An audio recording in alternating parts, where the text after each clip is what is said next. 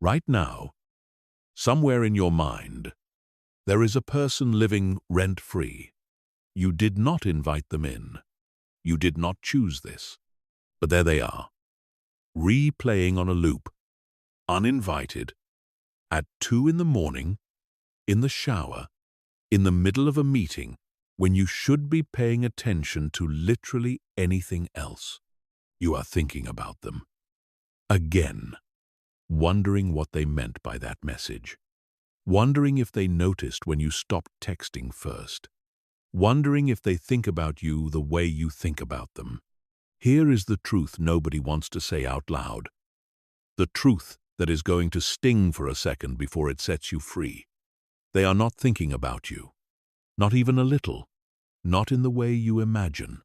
While you are constructing entire imaginary conversations, replaying old arguments, rehearsing what you would say if you ever saw them again, they are living their life completely unaware that you exist in this much detail inside your own head. They are choosing what to have for dinner. They are watching a show. They are asleep. You are the main character in a movie that, for them, was cancelled after 1 season, and nobody told you. This is not a video about them. This is a video about you, about the mechanism inside your mind that keeps manufacturing their presence long after their actual presence has left your life. Because here is what most people get wrong about overthinking someone who does not think about them. They assume the problem is the other person. It is not. The other person is just the screen your mind is projecting onto. Take them away, and your mind will find another screen, another face, another old conversation to relitigate at 3 a.m. The real problem, the one we are going to dismantle piece by piece in this video, is the machinery inside your own head that refuses to let go, that mistakes obsession for love, that mistakes rumination for resolution, that keeps you tethered to a person who has already, quietly, moved on. By the end of this video, you will understand exactly why your brain does this to you, what it is actually trying to protect you from, why willpower alone will never fix it, and most importantly, the real, practical, repeatable fix that will finally let you take your mind back. Not fake positivity. Not just stop thinking about it. A real mechanism grounded in how the mind actually works that you can start using today. Stay until the end, because Chapter 12 alone will change how you see every unanswered text, every silence, every person who ever made you feel small by simply not responding. Let's begin. Chapter 1. The person who isn't there. Think about the specific person your mind keeps returning to right now. Maybe it's an ex who ended things without much explanation. Maybe it's a friend who slowly stopped replying. Maybe it's someone from years ago who you have not spoken to since, who nonetheless shows up in your head with startling regularity, uninvited, like a house guest who never left. Now ask yourself something uncomfortable. When was the last time they thought about you? You don't know. You can't know. And that uncertainty is exactly the fuel your mind runs on. Because here is something almost nobody realizes about overthinking. It is not actually about the person. It is about the unanswered question the person represents. Your mind does not like open loops. It does not like unresolved stories. A conversation that ended mid-sentence. A relationship that ended without a clean explanation. A friendship that faded instead of ending.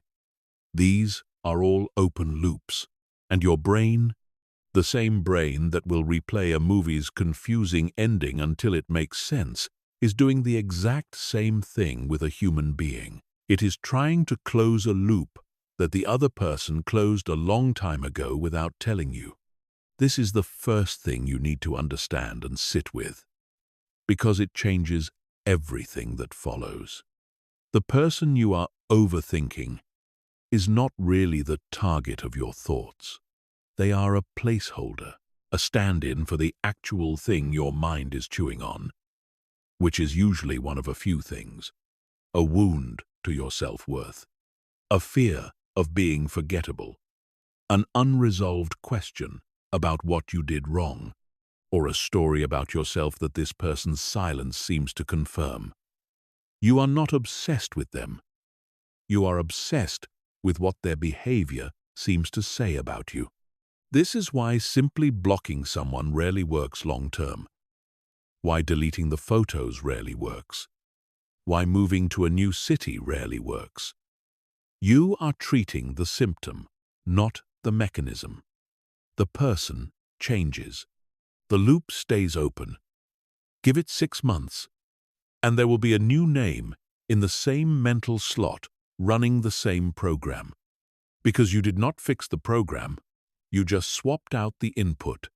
There is a specific psychological phenomenon at play here that explains why unfinished situations haunt us so much more than finished ones. It is called the Zeigarnik effect. Named after a psychologist who noticed that waiters could remember complex, unpaid orders in perfect detail. But the moment the bill was settled, the memory evaporated almost instantly. The brain holds onto unfinished business with a grip it simply does not use for finished business. An argument that ended with a resolution fades. An argument that ended with someone walking out mid-sentence stays sharp for years. A relationship that ended with clarity, even painful clarity, heals faster than one that ended with a shrug, a slow fade, a "we should talk soon" that never came. So when you find yourself thinking about someone who clearly is not thinking about you, understand what is actually happening. Your mind is not stuck on them. Your mind is stuck on an open file it has not been allowed to close.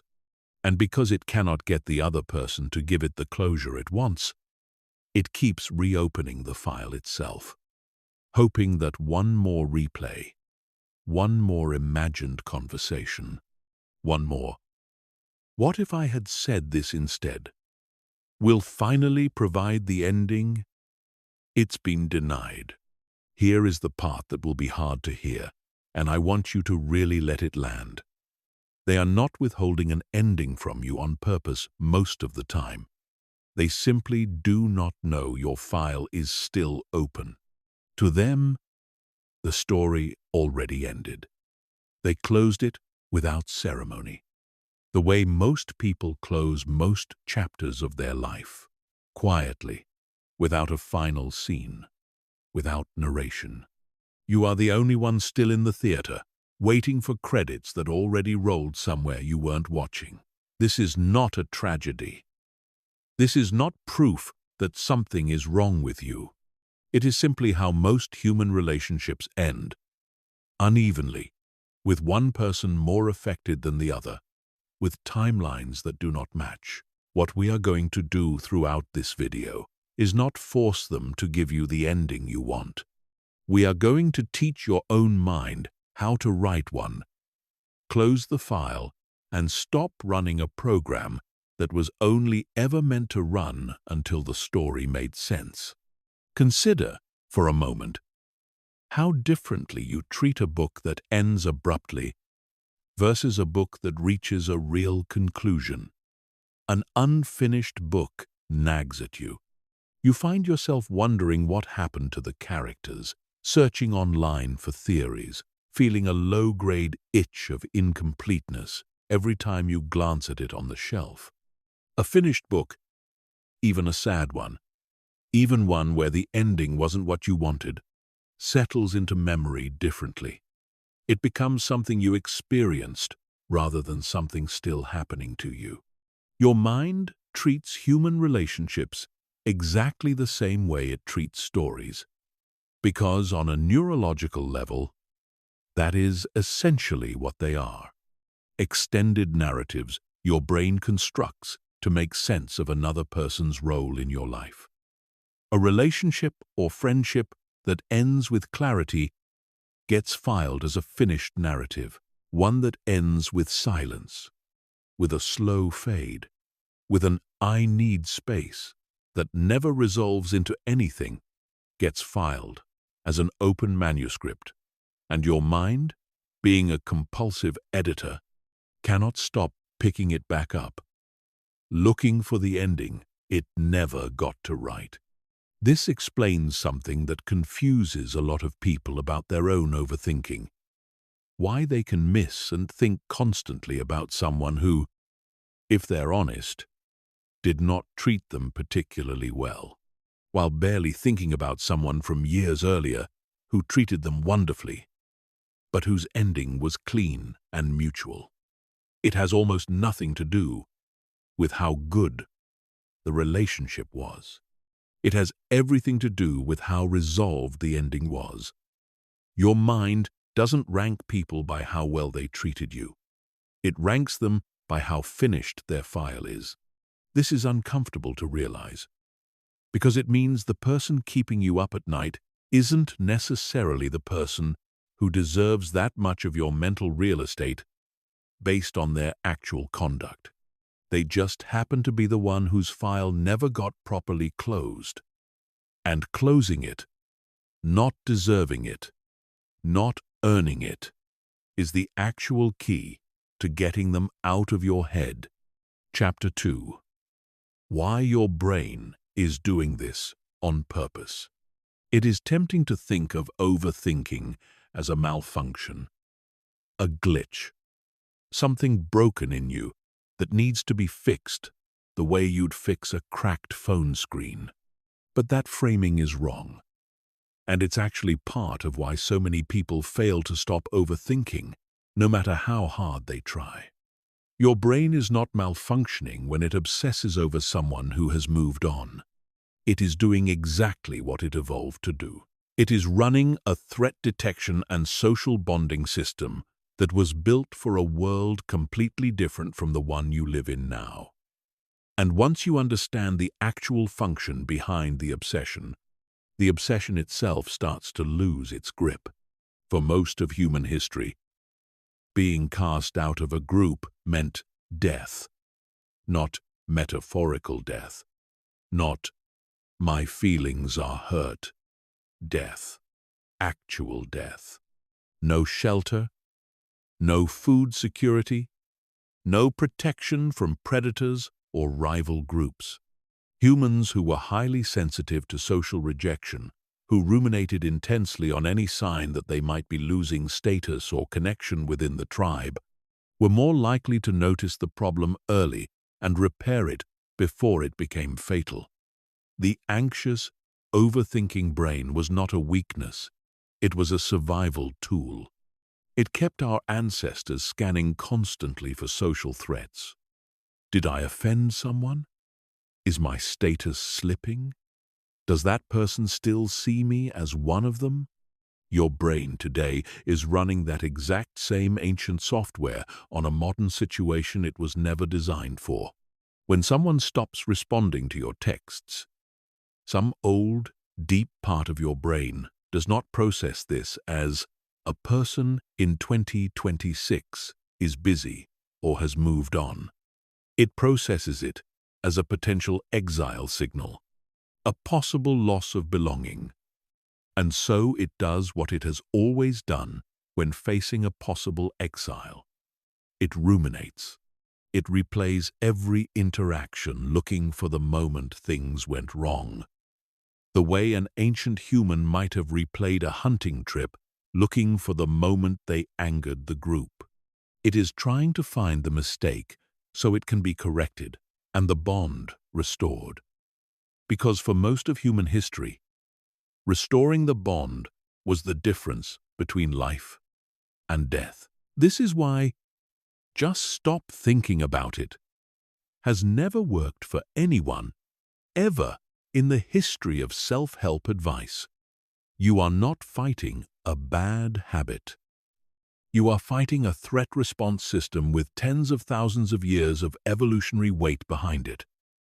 A system that genuinely believes, on some primal level, that solving this puzzle is a survival-critical task. Telling that system to relax is like telling a smoke alarm to stop being so dramatic about a small fire.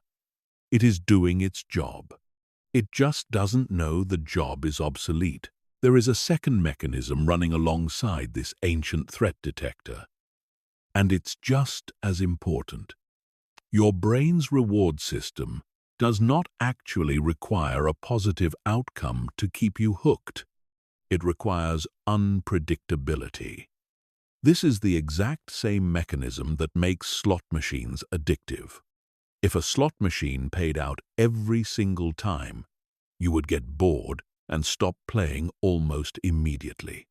If it never paid out, you would also stop. But an unpredictable payout, sometimes yes, mostly no, keeps a gambler pulling the lever for hours, chasing the uncertainty itself.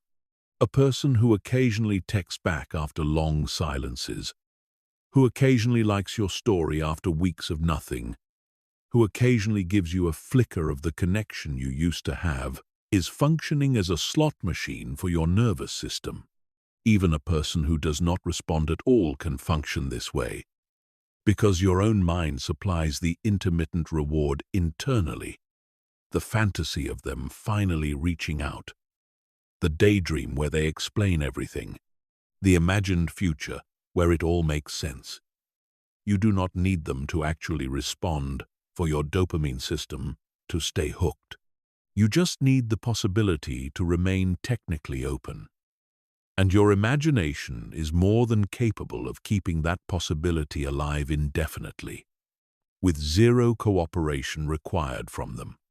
Once you understand this, the obsession stops looking like a personal failing and starts looking like exactly what it is: an ancient survival mechanism combined with a modern, unpredictable reward loop, both firing at once, both convinced they are protecting you or rewarding you, neither one aware that the threat they're managing is a person who has already, quietly, stopped thinking about you weeks ago. You are not weak for struggling with this. You are running very old software on a very new problem, and the fix, which we will get into shortly, is not about willpower. It's about updating the software itself. There's a third layer to this that deserves attention, because it explains why the thoughts tend to strike hardest precisely when you're alone, tired, or unoccupied. Your brain has a default mode network, a set of regions that activate specifically when you are not focused on an external task, when your mind is idling rather than engaged. This network is responsible for self-referential thought, for mentally simulating scenarios, for replaying memories and imagining futures. It is, in essence, your brain's screensaver. And, unfortunately for anyone trying to stop thinking about someone, this screensaver does not display a blank screen. It displays whatever unresolved emotional material is sitting closest to the surface. This is precisely why the thoughts hit hardest at night, lying in bed with no distractions, or during a quiet commute, or in the shower. Moments when the external task-focused parts of your brain go quiet and the self-referential network takes over. It's not a coincidence that you don't obsess over them during an intense workout or a gripping conversation with a friend. Those moments occupy the exact mental real estate your default mode network needs to run its replay loop.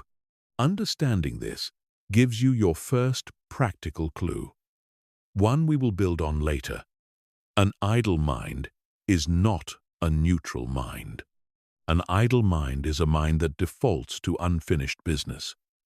And if you don't deliberately feed it something else, it will feed itself the same old file on repeat, indefinitely. Chapter 3. The spotlight that isn't there. There is a study that, once you hear it, will change the way you think about every awkward moment, every embarrassing text, every cringeworthy memory that keeps you up at night.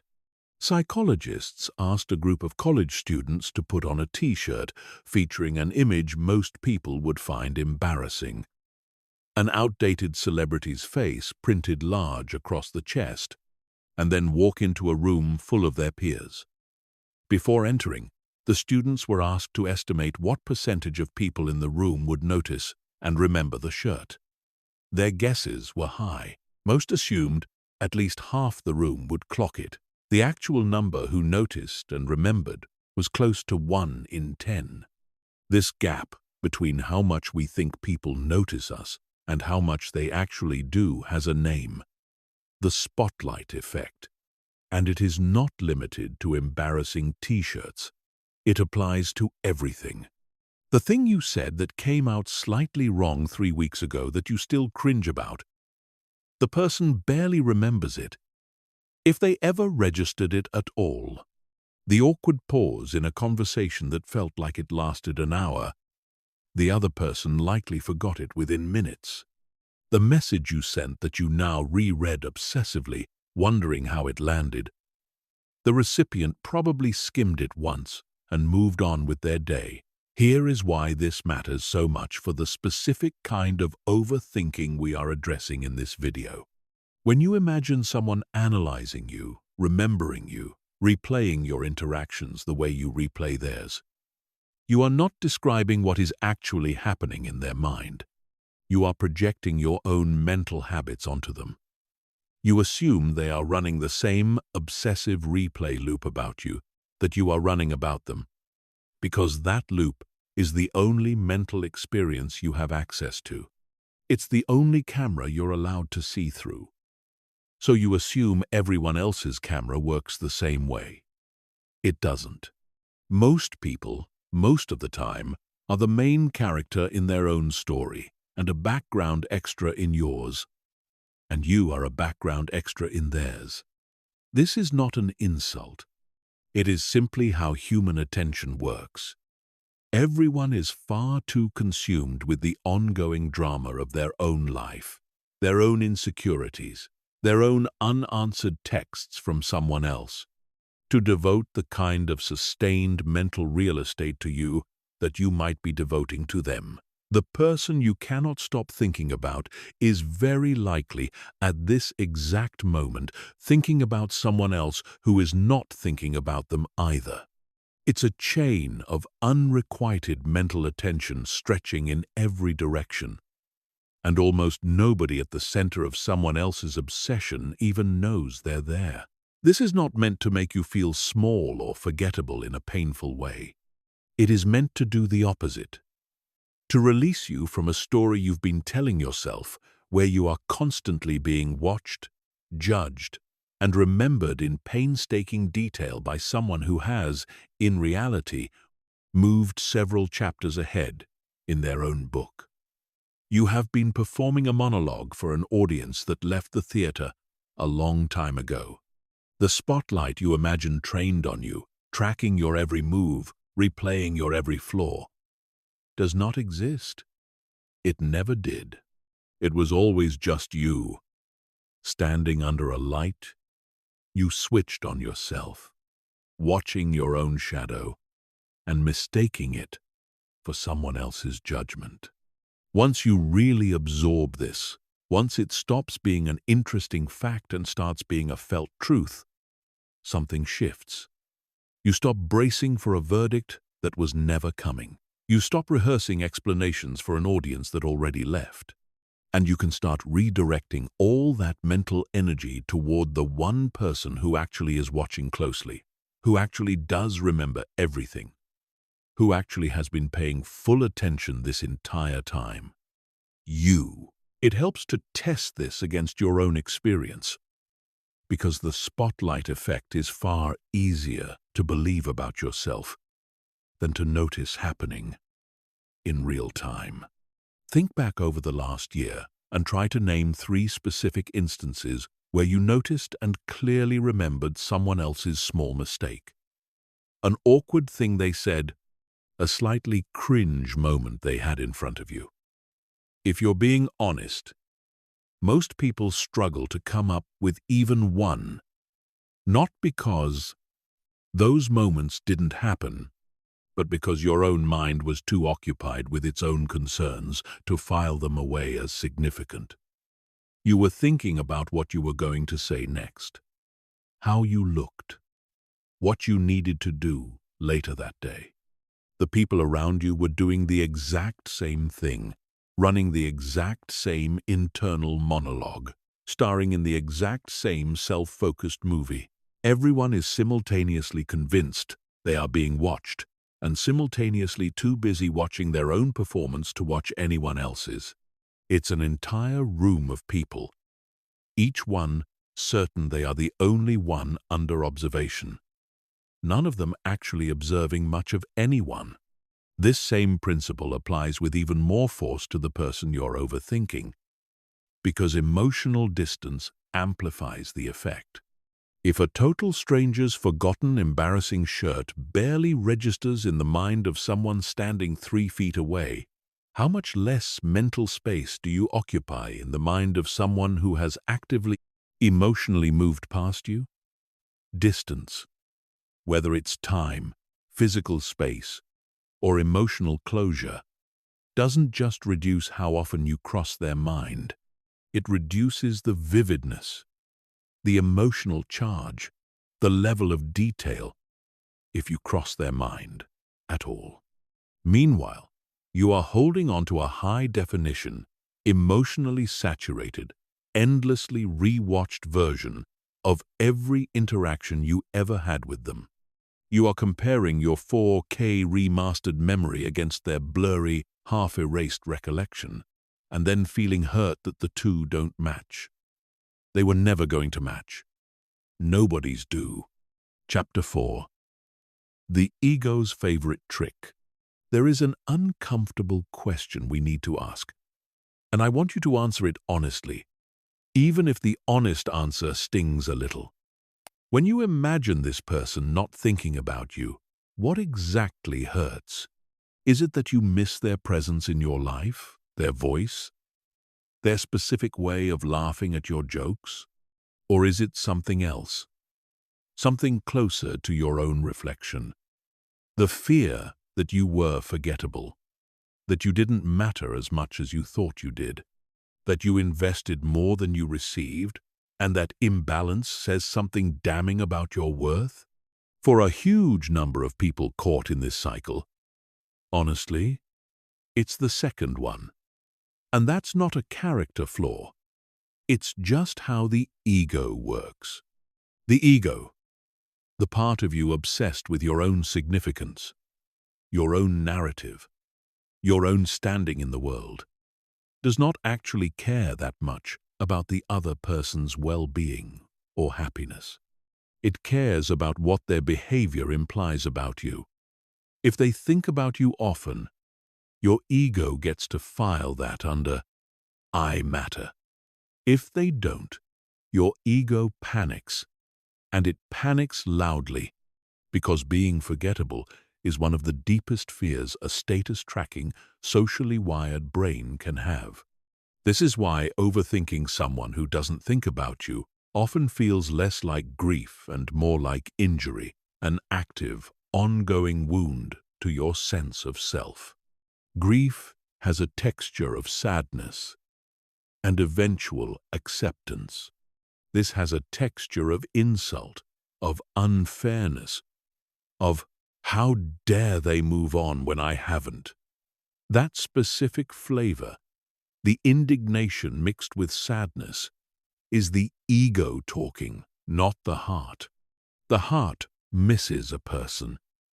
The ego keeps score. And once the ego starts keeping score, it becomes almost impossible to stop overthinking. Because now, every unreplied message isn't just silence, It's a scoreboard update, a public record that you cared more, wanted more, needed more. Your mind starts constructing an entire narrative around this imbalance. I always initiate. I always cared more. I always got left unread while they moved on without a second thought.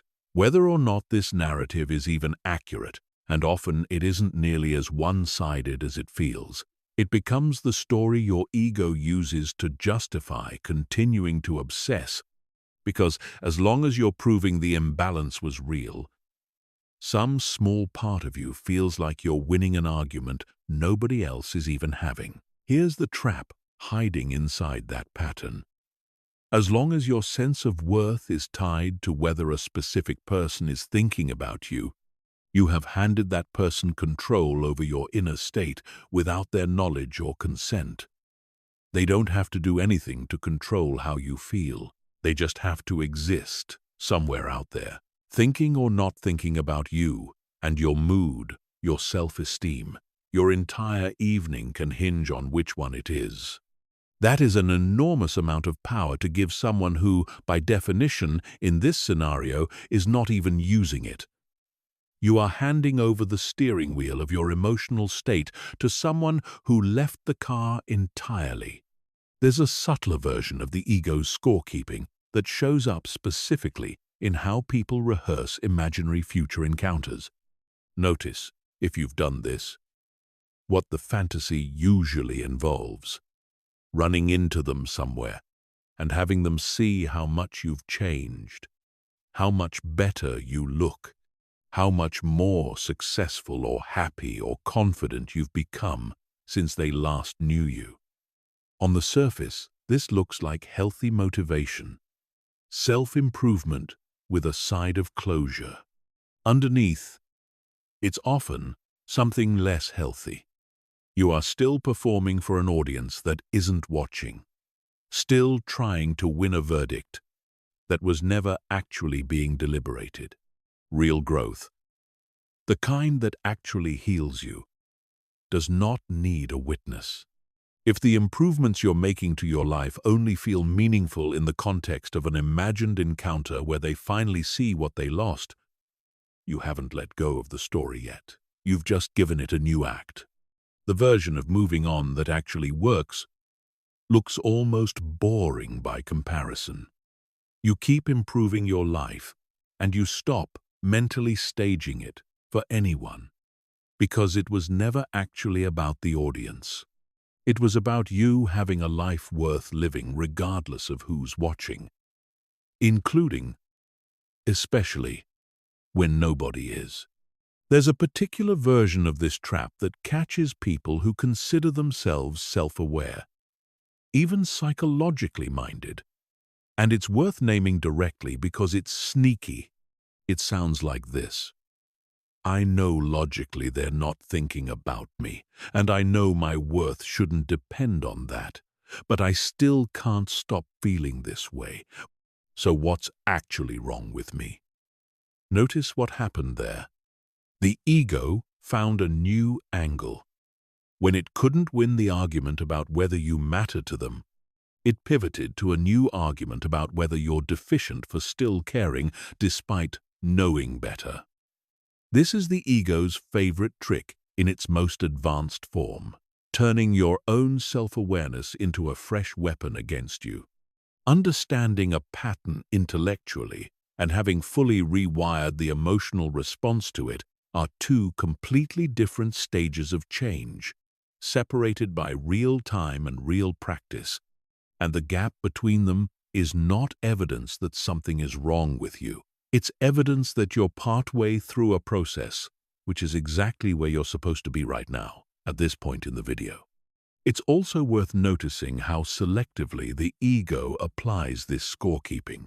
Ask yourself honestly, are there people in your life who you also don't think about? Especially often, old acquaintances, former co-workers, people you've drifted from without any bad blood, simply because life moved on? Almost certainly yes.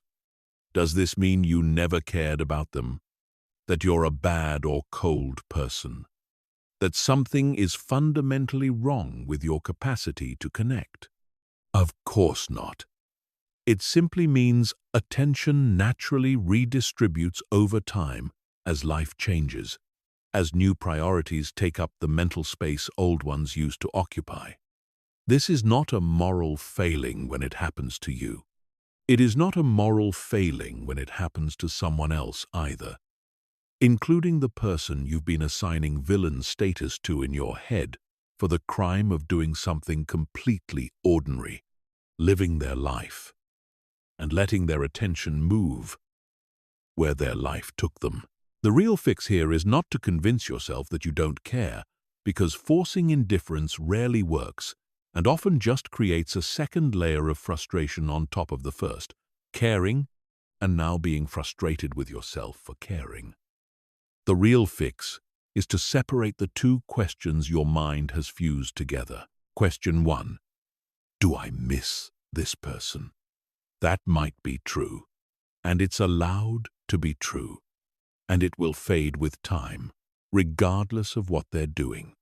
Question 2. Does their lack of thought about me determine my worth? That question needs to be permanently, forcefully separated from your identity, because the answer is no, it never did. And building your self-concept on the fluctuating attention of someone who has already emotionally exited your life is building a house on a foundation that was removed months ago. We're going to spend the rest of this video helping you build somewhere sturdier. Chapter 5. The cost you're not counting. Most people who struggle with this kind of overthinking never actually calculate what it's costing them, because the cost doesn't arrive as one dramatic bill. It arrives in small, quiet withdrawals. A few minutes here, an hour there, spread out so thinly across your days that you never notice the total until you finally stop and add it up. So let's add it up. Honestly. Right now. Every time your mind drifts to this person mid-task, you lose focus. And focus doesn't resume instantly the moment your attention snaps back. Psychologists have measured this. It can take upwards of 20 minutes to fully regain deep concentration after a significant mental interruption. If you catch yourself spiraling into a replay of an old conversation 4 or 5 times a day, and if each spiral costs you even 10 or 15 minutes of genuine focus before and after, you are not losing minutes. You are losing hours every single day, quietly, invisibly, while telling yourself you're fine, just a little distracted. Now extend that outward. A week of this is several hours gone. A month is an amount of time that could have been spent building a skill, deepening a different relationship, moving a goal forward, or simply resting in a way that actually restores you instead of leaving you more depleted than when you started. Rumination is exhausting in a way that productive thinking is not, because it goes nowhere. It's not solving a problem. It's replaying an unsolvable one over and over, generating all the mental fatigue of hard thinking with none of the payoff of resolution. But the cost isn't only about time.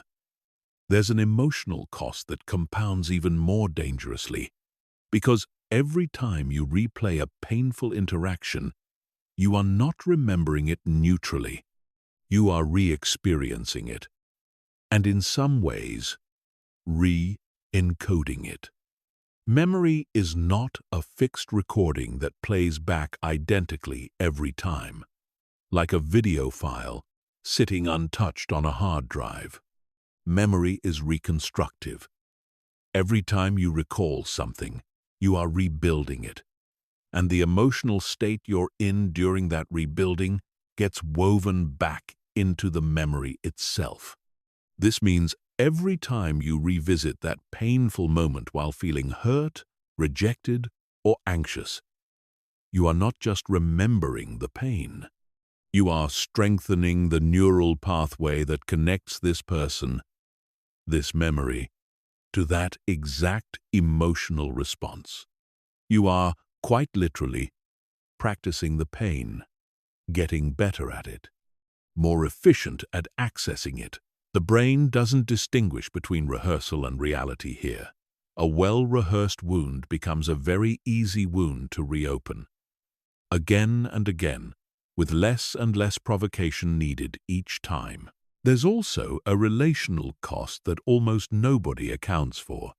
While a significant portion of your emotional bandwidth is tied up in someone who is not thinking about you, the people who are actually present in your life, the friend trying to tell you about their day, the family member who wants your full attention, the potential new connection who is standing right in front of you, are getting a version of you that is split, distracted, half-present. You cannot pour fully into new relationships while an old one is still quietly draining you from the inside. This is often why people who are stuck in this cycle find that new relationships feel flat or hard to get excited about, or somehow lesser. It's not that the new person or opportunity is actually lacking. It's that you don't have full access to yourself yet. Part of you is still in the old room, waiting for a conversation that already ended. And finally, there's the identity cost. The slowest, but most corrosive one. The longer you spend organizing your inner world around someone else's attention or lack of it, the more your sense of self becomes reactive instead of self-generated. You start to feel like yourself only in relation to them. Good days are when you feel like you've won some invisible contest of who cares less. Bad days are when the old ache resurfaces. A self built this way is fragile by design, because it was never actually built by you. It was built in response to someone else, and it will keep needing that someone else, or a replacement for them, indefinitely, until you consciously reclaim the process of building it yourself. There's a version of this cost that's especially easy to miss, because it doesn't feel like a cost in the moment. It feels like productivity. This is the trap of processing that never actually processes anything. You tell yourself you're working through your feelings, journaling about them, talking to a friend about them for the 5th time this month, analyzing the relationship from every angle, and on the surface this looks like healthy, emotional work. But there's a meaningful difference between processing, which moves toward resolution and eventually quiets the emotional charge, and ruminating, which simply repeats the same material without ever arriving anywhere new. A useful test. After you spend time thinking or talking about this person, do you generally feel a little lighter afterward, even slightly? Or do you feel just as activated, sometimes more?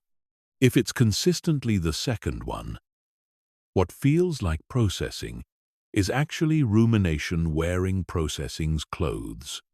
And every session is adding another rehearsal to the neural pathway rather than closing the file. This doesn't mean you should never talk about it. It means the goal of talking about it should be resolution, not repetition. And if a particular conversation or journaling session isn't moving you closer to resolution, it's worth asking honestly what it's actually accomplishing. There is one more cost worth naming, because it is the most ironic of all. The more you ruminate on someone, the less like yourself you actually feel. And the less like yourself you feel, the less attractive, interesting, and magnetic you become. Not in some shallow sense, but in the deepest sense of the word. People are drawn to others who feel whole, grounded, and present. Rumination hollows out presence. It makes you a little slower to laugh, a little quicker to check your phone, a little more likely to zone out mid-conversation because some part of your processing power is permanently allocated to a background thread running an old, unfinished story. Ironically, the version of you most capable of eventually reconnecting with someone, or of attracting someone new entirely, is the version of you that has stopped needing to. Presence is magnetic. Longing, when it curdles into obsession, is not. This is not a reason to fake indifference. It is a reason to actually pursue it. For real. Using the tools this video is about to give you. Consider, too, the physical cost. Because the mind and body are not separate systems running in parallel. They are one integrated system, constantly influencing each other. Chronic rumination keeps your nervous system in a low-grade state of activation, similar to the effect of unresolved stress. Your body does not fully distinguish between a real, present threat and a vividly imagined one. When you replay a painful conversation with enough emotional intensity, your body responds as if that conversation is happening again, right now, releasing the same stress hormones, tightening the same muscles, disrupting the same sleep architecture. Do this enough times a day, for enough weeks in a row, and it stops being an occasional bad night. It becomes a baseline. Poor sleep, low-grade fatigue, a shorter fuse with people who don't deserve it, a harder time concentrating on tasks that used to feel easy. None of this gets attributed to the real cause, because the real cause is invisible. It's happening entirely inside your head. But the consequences show up everywhere else in your life, in your body, your work, your other relationships, your general capacity to feel okay. This chapter isn't meant to make you feel worse about the time already spent. What's gone is gone, and guilt about lost time is just another form of the same rumination we're trying to dismantle. Beating yourself up for the hours you've already lost to this pattern is simply the pattern wearing a different mask, still stealing your present moment, just now under the disguise of self-criticism instead of longing. This chapter is meant to make the cost visible enough that stopping stops feeling optional and starts feeling urgent, because from here forward, every additional hour spent replaying a story that already ended is an hour not spent building the version of your life. The next chapters are going to help you construct instead. You are not behind. You are not broken. You have simply been running a very old, very expensive program without realizing there was ever an off switch. There is. We're about to find it together. Chapter 6. The Closure Myth. Almost everyone caught in this cycle is, whether they admit it to themselves or not, waiting for something.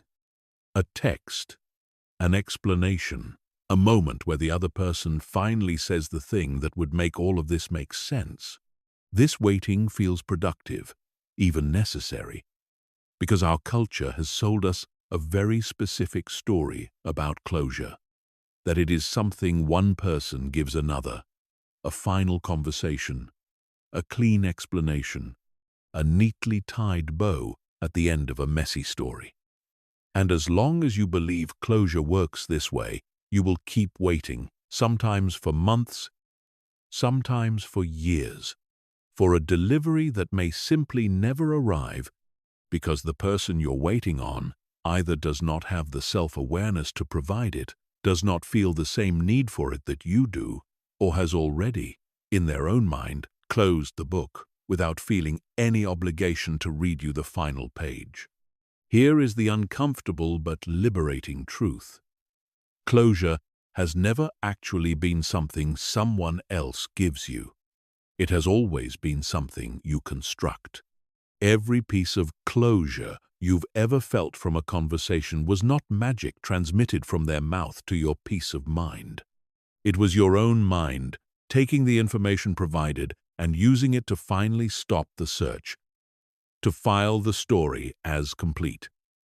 Which means the information itself was never the essential ingredient. Your mind's willingness to accept an ending was. And that willingness is something you have access to right now, without needing a single word from them. Think about it this way. Two people go through nearly identical breakups, complete with a long, detailed final conversation where every question gets answered, every loose end gets tied. One of them finds peace within weeks. The other keeps replaying the conversation, finding new angles to doubt, new details to question, for years. Same information, wildly different outcomes. The variable was never the explanation. It was each person's internal relationship to uncertainty, to unfinished stories, to their own need for external validation of what happened. Some people can build closure out of very little information. Others can be handed a complete, generous, honest explanation and still refuse to let the file close. Because on some level, closing it means losing the last thread of connection to someone they're not ready to fully release. This matters enormously for your specific situation, because you are overthinking someone who, by this video's own premise, is not thinking about you. Which means the explanation you're waiting for, the conversation that would finally provide closure, is statistically unlikely to ever come. If you keep the rule in your head that says, "I cannot move on until they explain themselves," you have essentially handed your entire emotional future to someone who has already demonstrated, through their absence, that they are not going to fulfill that request. You are waiting at a bus stop for a bus that stopped running this route a long time ago. And every day you wait, there is a day you are not walking toward anywhere else. So here is the actual mechanism of self-generated closure. And it is simpler than it sounds, though not necessarily easy. Closure is built from three components, and all three can be constructed internally without their cooperation. The first is narrative coherence, a story about what happened that makes enough sense to stop your mind from searching for more information. This does not require the objectively true story, because you will likely never have access to the objectively true story, complete with every private thought and motivation that lived in someone else's head. It requires a story you can live with, one that is reasonably fair to both of you, doesn't require villainizing yourself or them, and gives your mind permission to stop treating this as an open investigation. Something like, "This person was not able to give what I needed, for reasons that likely have more to do with their own capacity than my worth, and the relationship ran its course." That sentence, or some honest version of it that fits your specific situation, is often more than enough narrative coherence for your mind to finally close the file, and you did not need them to say a single word to construct it. The second component is emotional completion, actually feeling the feelings tied to the ending, rather than perpetually postponing them through analysis. This is a piece people skip constantly, because overthinking often functions as a sophisticated form of avoidance. As long as you're analyzing, theorizing, replaying, you don't actually have to sit with the raw, unpleasant feeling of loss underneath all that mental activity. Analysis is a way of staying busy, so the sadness doesn't have to be fully felt. Real closure requires letting the sadness move through you rather than working around it. And paradoxically, feelings that are actually felt tend to move through much faster than feelings that are endlessly intellectualized and never fully experienced. The third component is a decision, and this is the part most people don't realize, is a decision at all. Choosing to stop searching for more information. At some point, no matter how much narrative coherence and emotional processing you've done, there will still be unanswered questions. Small ones, maybe even a few significant ones.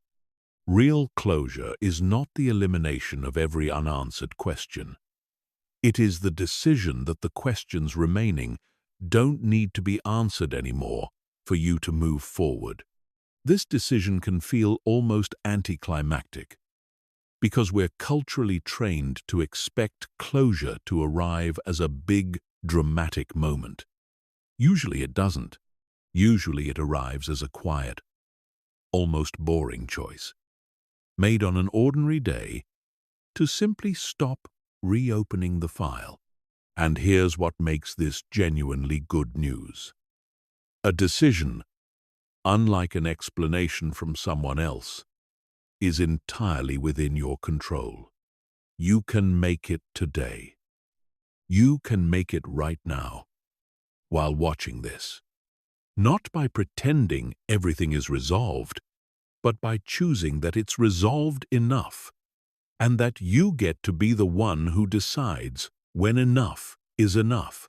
There's a subtle trap worth naming before we move on, because it catches people even after they intellectually understand everything in this chapter. It's the trap of secretly, quietly, still hoping that self-generated closure is just a temporary stand-in until the real closure arrives from them. If some part of you is still treating the internal work as a placeholder, a way to cope until the actual explanation shows up, you haven't actually completed the third component. You haven't made the decision. You're still waiting, just more patiently and with better coping tools while you wait. Real closure requires releasing the expectation entirely, not managing your feelings more gracefully while secretly keeping the door propped open. Check yourself honestly here. If they never explain anything, ever, for the rest of your life, are you still willing to be at peace? If the honest answer is no, that's not a failure. It's simply useful information about which part of this work still needs attention, and it points you directly toward the decision you haven't fully made yet. It also helps to understand why we're drawn to seeking closure from the specific person who hurt us, rather than accepting it could come from anywhere, including ourselves. There's an intuitive but flawed logic at play. They caused the wound, so surely they must be the one to heal it. This feels fair, almost like a kind of justice, but it quietly keeps you dependent on someone who has already shown, through their absence, limited investment in your healing process. A doctor doesn't need to have caused an injury to treat it. A wound doesn't require its original source to be the one who applies the bandage. You are allowed to be the one who tends to this. And in most cases, given how relationships actually end in the real world, you are going to have to be, not because it's fair, but because it's the only path that's actually available to you and entirely within your control. Chapter 7. The Interrupt Pattern. Understanding why your mind keeps returning to this person is essential. But understanding alone rarely stops a well-worn mental habit in its tracks. You need something more active, a practical technique you can deploy in the actual moment the thought arrives. Because that moment, the split second between the thought appearing and you sinking into it, is where the entire battle is actually won or lost. Here is something crucial to understand about intrusive thoughts. Whether they're about a person, a worry, or anything else, the thought itself is not the problem. Thoughts arrive uninvited all day long for everyone, constantly. Most of them are irrelevant and vanish within seconds because you don't engage with them. The problem is never that the thought about this person showed up. The problem is what happens in the next 3 to 5 seconds after it shows up. The choice, usually made unconsciously, to follow the thought down its path, rather than let it pass through, like every other random thought your mind generates in a day. This is why trying to suppress the thought entirely, the classic, just don't think about them strategy, backfires so reliably. There is a well-documented psychological phenomenon called ironic process theory, and the classic demonstration of it is simple. Try, right now, not to think about a white bear. Don't picture it. Don't let the image form. What happens?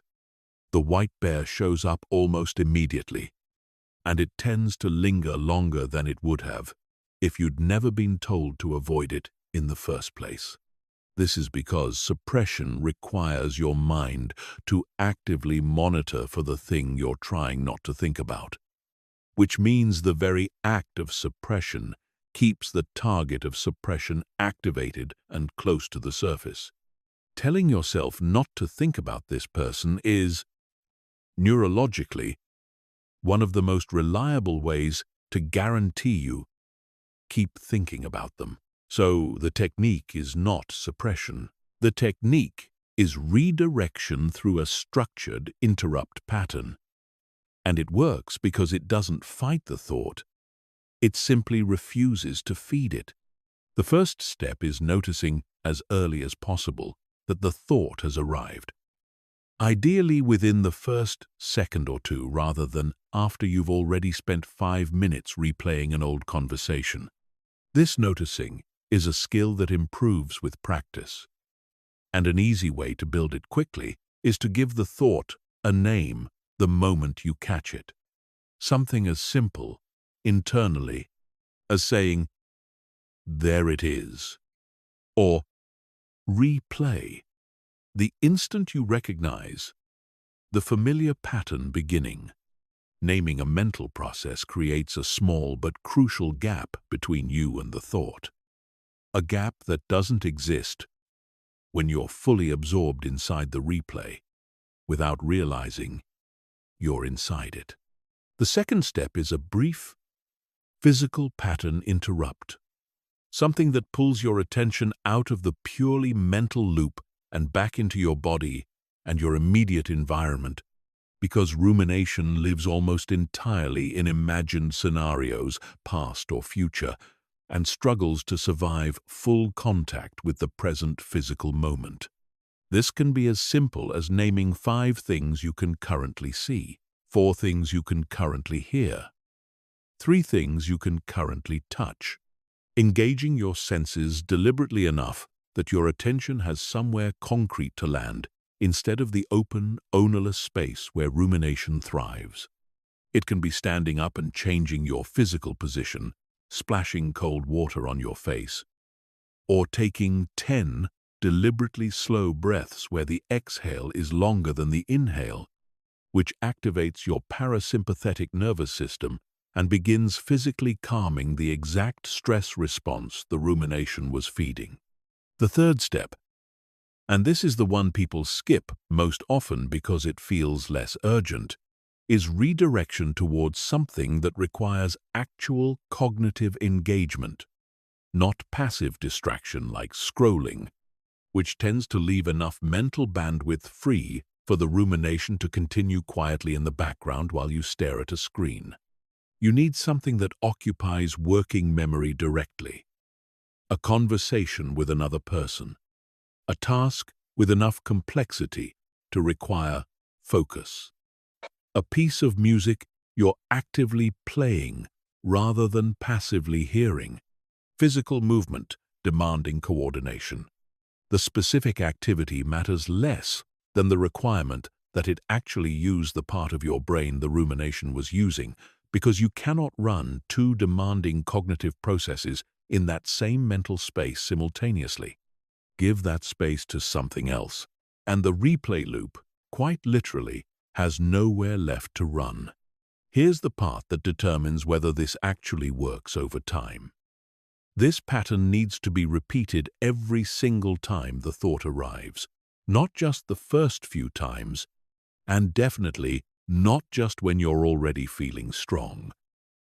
Especially when you're not feeling strong, especially at 2 in the morning when discipline feels impossible and giving in feels so much easier than intervening. Every single time you let the thought play out fully, you are not neutral. You are actively reinforcing the neural pathway, making the next replay easier and more automatic. Exactly the way muscle memory strengthens with repetition, regardless of whether the repetition is helping you or hurting you. And every single time you catch it early and interrupt it, you are weakening that same pathway, making the next replay slightly less automatic, slightly easier to catch. This is not magic, and it does not happen instantly. It is a retraining process, typically taking somewhere between several weeks and a couple of months of consistent practice before the automatic pull of the thought noticeably weakens. But it is a process entirely within your control, requiring no cooperation, no explanation, and no participation from anyone but you. It also helps to have a plan for the specific moments when this thought is most likely to strike, rather than relying purely on in-the-moment willpower, because willpower is a limited resource that depletes over the course of a day, while a pre-decided plan requires much less of it to execute. Identify your personal high-risk windows, the specific times or contexts when the thought tends to show up with the most force. For many people, it's the transition into sleep, the first few minutes after waking, a long commute with nothing to occupy the mind, or a particular time of day that used to be spent with this person. Once you know your windows, you can proactively fill them with something engaging before the thought even has a chance to arrive, rather than scrambling to interrupt it after it's already taken hold. Prevention, arranged in advance, will always require less effort than interruption attempted in the middle of a spiral. One more nuance worth mentioning here. This technique is not about achieving a permanent state of never thinking about this person again, and setting that as your bar for success will only set you up for a false sense of failure. The goal is not zero thoughts. Thoughts about someone significant may continue arriving in some form for a long time, sometimes years, especially around anniversaries, shared songs, or places that carry memory. What changes with consistent practice of this interrupt pattern is not whether the thought arrives, but how long it's allowed to stay and how much power it has once it does. A thought that arrives, gets noticed, and passes through in 10 seconds is a fundamentally different experience than a thought that arrives and pulls you into a 40-minute spiral. You are not aiming for a mind that never mentions them again. You are aiming for a mind where their mention no longer runs the show. Chapter 8. Building a self that doesn't need their attention. Everything we've covered so far gives you tools to interrupt the thought in the moment. But there's a deeper layer of work that determines how often the thought arrives in the first place. And that layer is the actual structure of your self-worth. If your sense of value is, even partially, still tethered to whether this specific person thinks about you, wants you, or regrets losing you, you will keep generating fresh material for rumination indefinitely. Because your mind will keep checking in on a metric it believes matters to your survival. Psychologists sometimes distinguish between what's called contingent self-esteem and secure self-esteem, and the difference explains an enormous amount about why some people move through rejection and distance with relative ease while others get stuck for years. Contingent self-esteem is built on external conditions. You feel good about yourself when you're desired, when you're achieving, when specific people validate you, when things are going a certain way. It requires constant external input to maintain.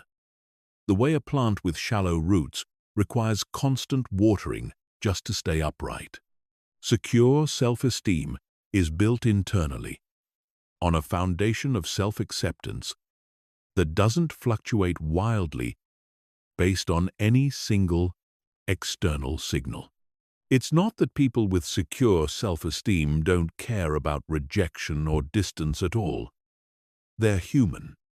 It still stings, but the sting doesn't threaten the entire structure of how they see themselves, because their sense of worth was never resting on that one pillar to begin with. Most people with contingent self-esteem don't realize it, because it's invisible until the specific condition it depends on gets removed.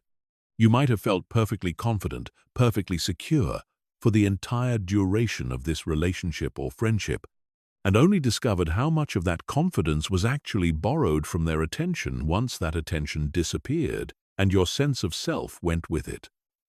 This isn't a personal failing unique to you. It's an extremely common pattern, and recognizing it is the first step toward building something sturdier. So how do you actually build secure self-worth? In practice, not as an abstract concept, but as something you can start doing today. It starts with a shift in where you're sourcing evidence of your own value. Contingent self-worth sources its evidence externally. Did they text back? Do people like my posts? Was I chosen? Secure self-worth sources its evidence internally. Did I act in line with my values today? Did I keep a promise to myself? Did I show up as the kind of person I actually want to be, regardless of whether anyone noticed or responded? This is not about pretending external things don't matter. It's about diversifying where your sense of value comes from, so that no single external input, including one person's attention or lack of it, has the power to collapse the entire structure. A concrete practice that builds this over time is keeping what some psychologists call an evidence log. Though you don't need to call it anything formal, at the end of each day, write down, even briefly, one thing you did that you're genuinely proud of, something that had nothing to do with anyone else's approval. It might be as small as finishing a task you'd been avoiding, having a difficult conversation with honesty instead of avoidance, or simply choosing not to send a text you would have regretted. Over weeks, this builds a substantial, undeniable body of internal evidence that your worth is generated by your own actions and choices, not conferred or withheld by someone else's attention. When the old thought arrives, the one whispering that you weren't enough because they stopped thinking about you, this accumulated evidence becomes something concrete to counter it with, not a vague affirmation you're forcing yourself to believe, but an actual record you built yourself. There's also a physical and behavioral component to this rebuilding that people underestimate. The relationship between your body and your sense of self is bidirectional, meaning how you carry yourself, how you treat your body, how you structure your days, all feed back into how you feel about who you are. Someone stuck in a rumination cycle often neglects the basic maintenance of their own life without fully realizing it. Skipping meals or eating carelessly, sleeping poorly, letting their space become cluttered, avoiding movement or exercise, canceling plans with people who genuinely want to see them. Each of these small neglects sends a subtle signal to your own subconscious that you are not worth the effort of maintenance, which then reinforces the very insecurity driving the rumination in the first place. Reversing this doesn't require a dramatic life overhaul. It requires small, consistent acts of self-respect. Making your bed, eating an actual meal, showing up to a commitment even when you don't feel like it, moving your body even briefly. These are not cosmetic habits. They are direct, repeated signals to your own subconscious that you are someone worth taking care of. And that signal, repeated daily, does more to rebuild secure self-worth than any single insight or realization ever could on its own. There's one more piece of this that deserves attention, because it explains why some attempts at rebuilding self-worth stall out even when someone is doing all the right individual actions. Secure self-worth doesn't just come from what you do for yourself. It comes from a broader base of connection, from investing real energy into relationships that are actually reciprocated, actually present, actually available to you in the here and now. If every ounce of your relational energy is still, even unconsciously, oriented toward a person who has exited the picture, you have very little left over to invest in the people who are still standing right in front of you, fully willing to be closer to you than they currently are. Rebuilding self-worth is not a purely solitary project, done alone in a room with a journal. It also requires the deliberate, sometimes uncomfortable act of showing up more fully for the connections you do have access to right now.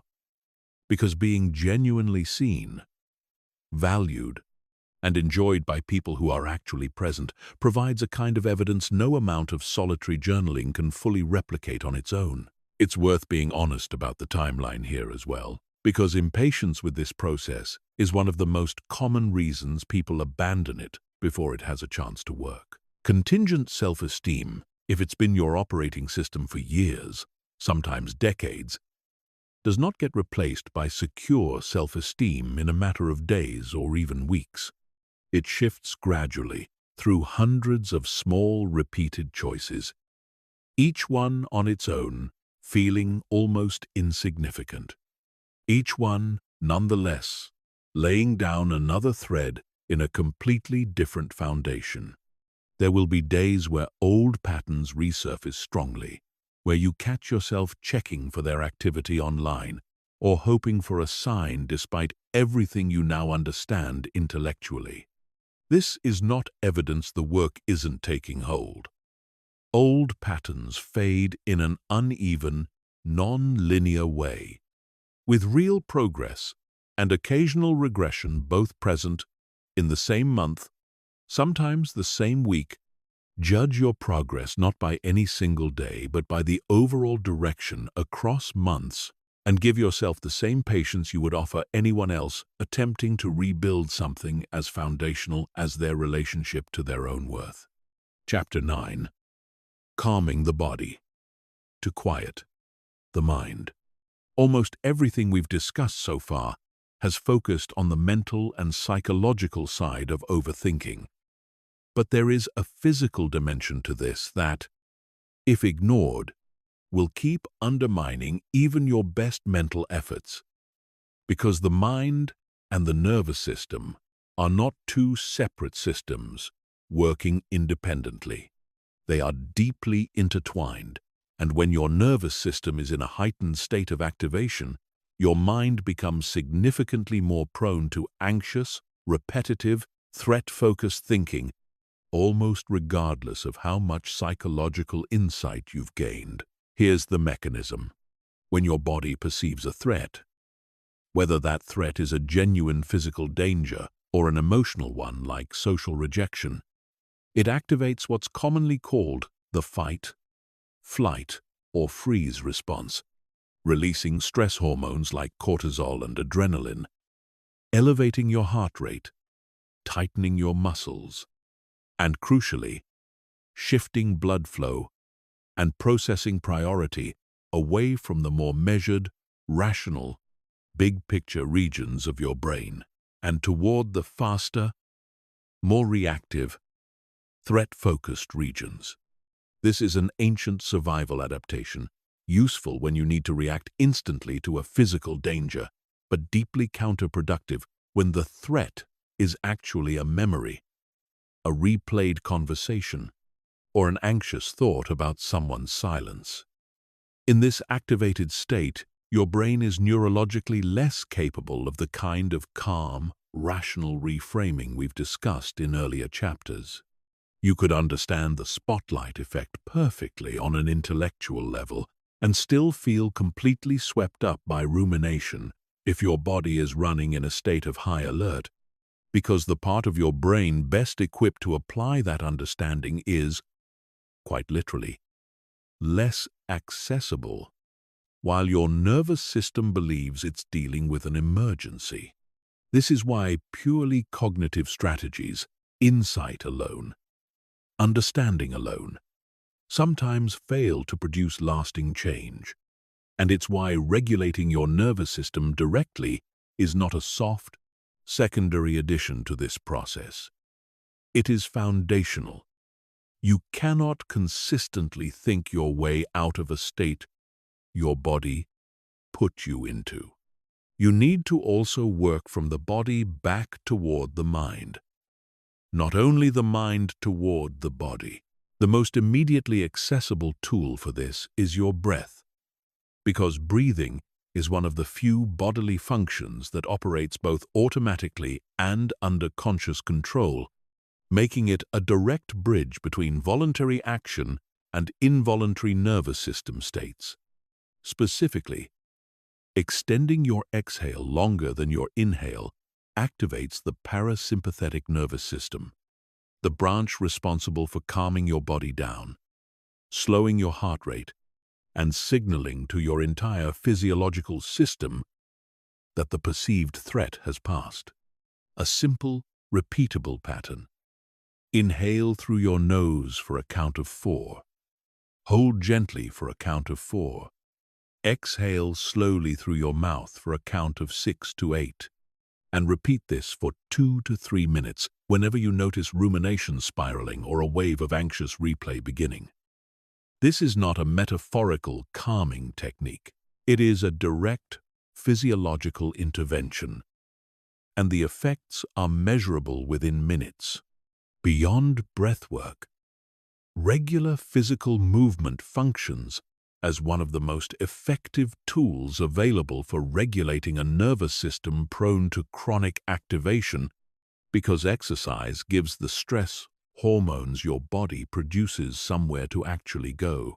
In a genuine ancestral threat situation, the fight or flight response was almost always followed by actual physical action, running, fighting, physically resolving the threat, which metabolized the stress hormones as part of the process.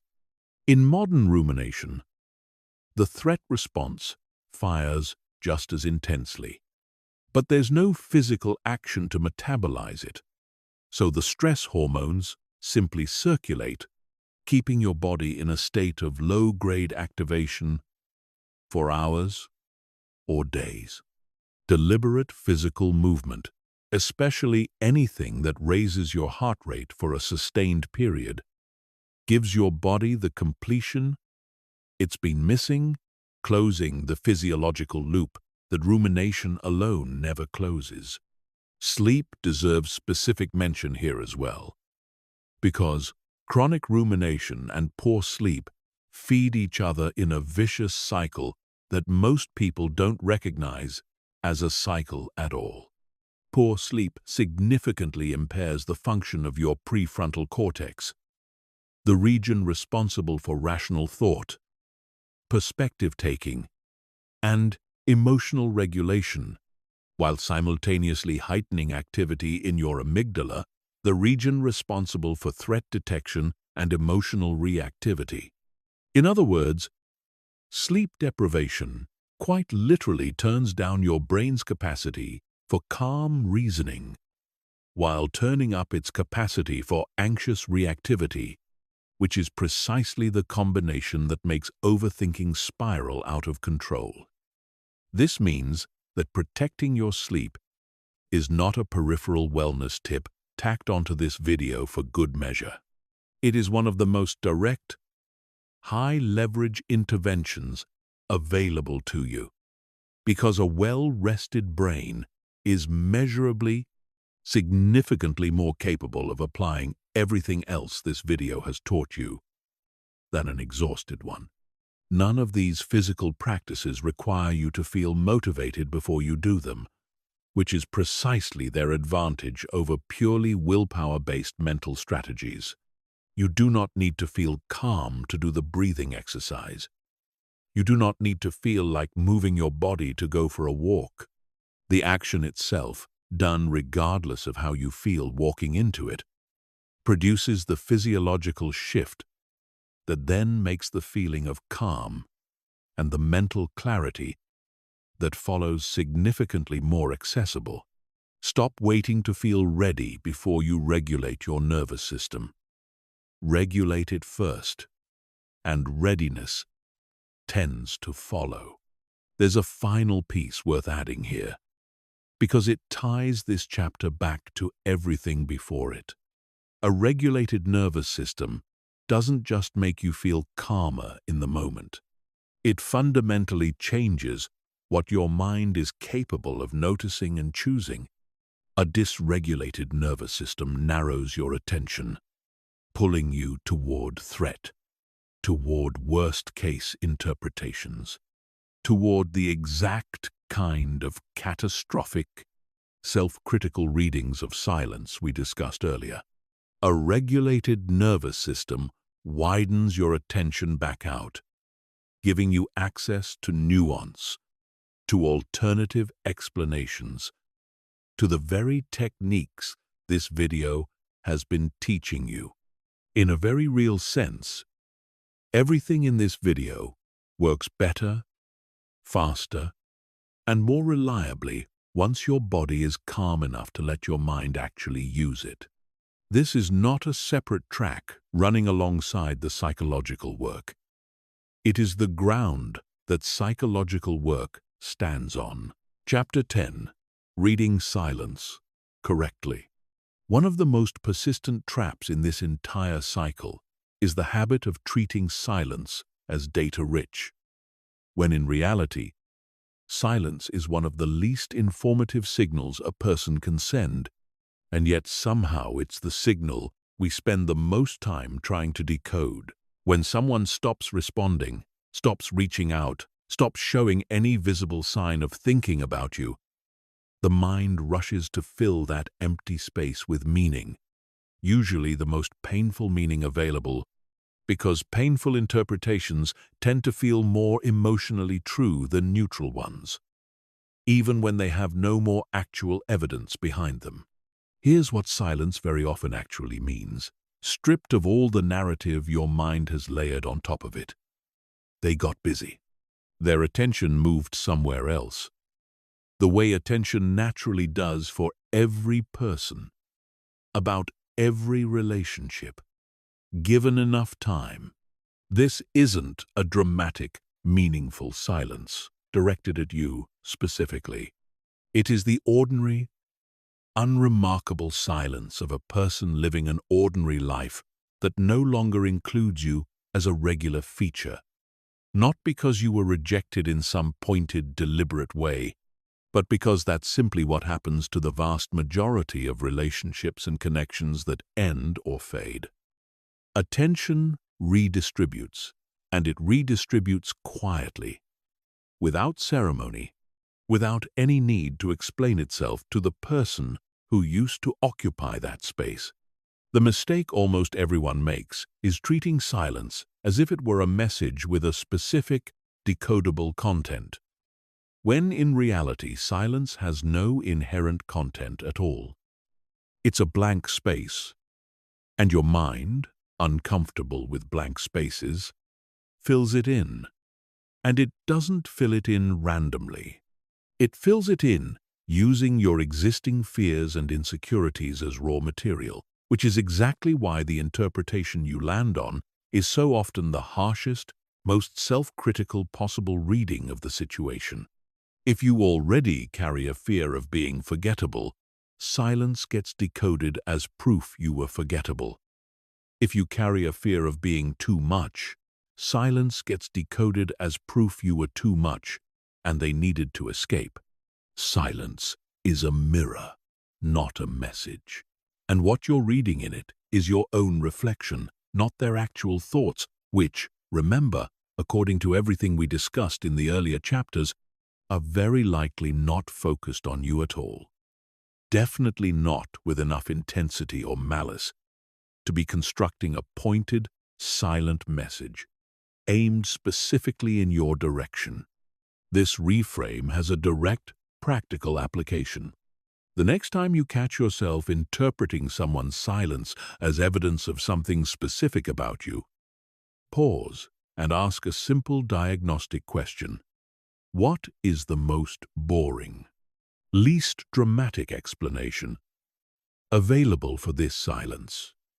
Not the most flattering explanation, and not the most catastrophic one either, but the most statistically likely, mundane one.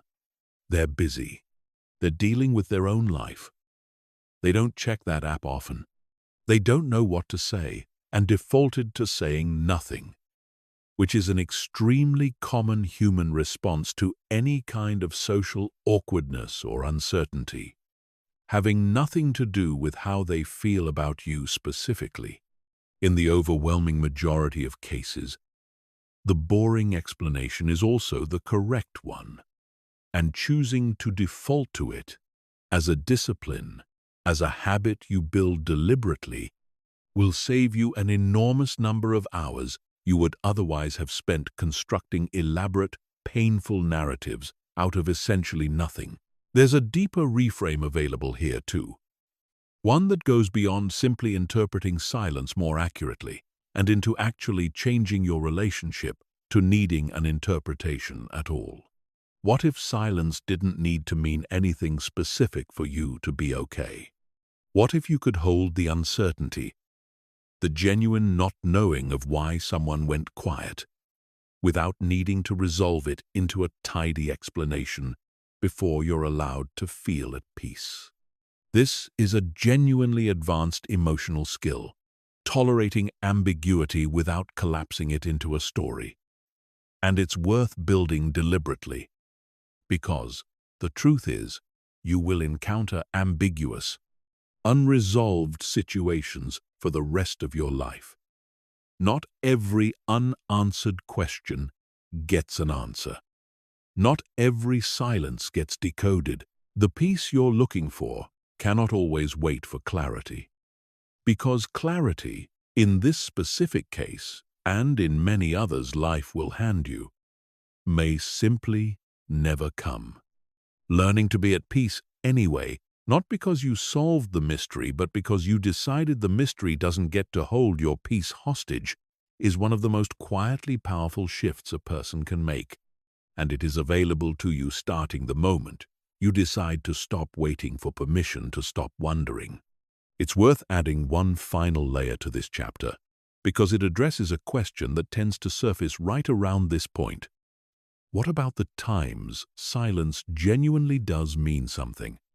When someone really was hurt by you, really did need distance for a legitimate reason.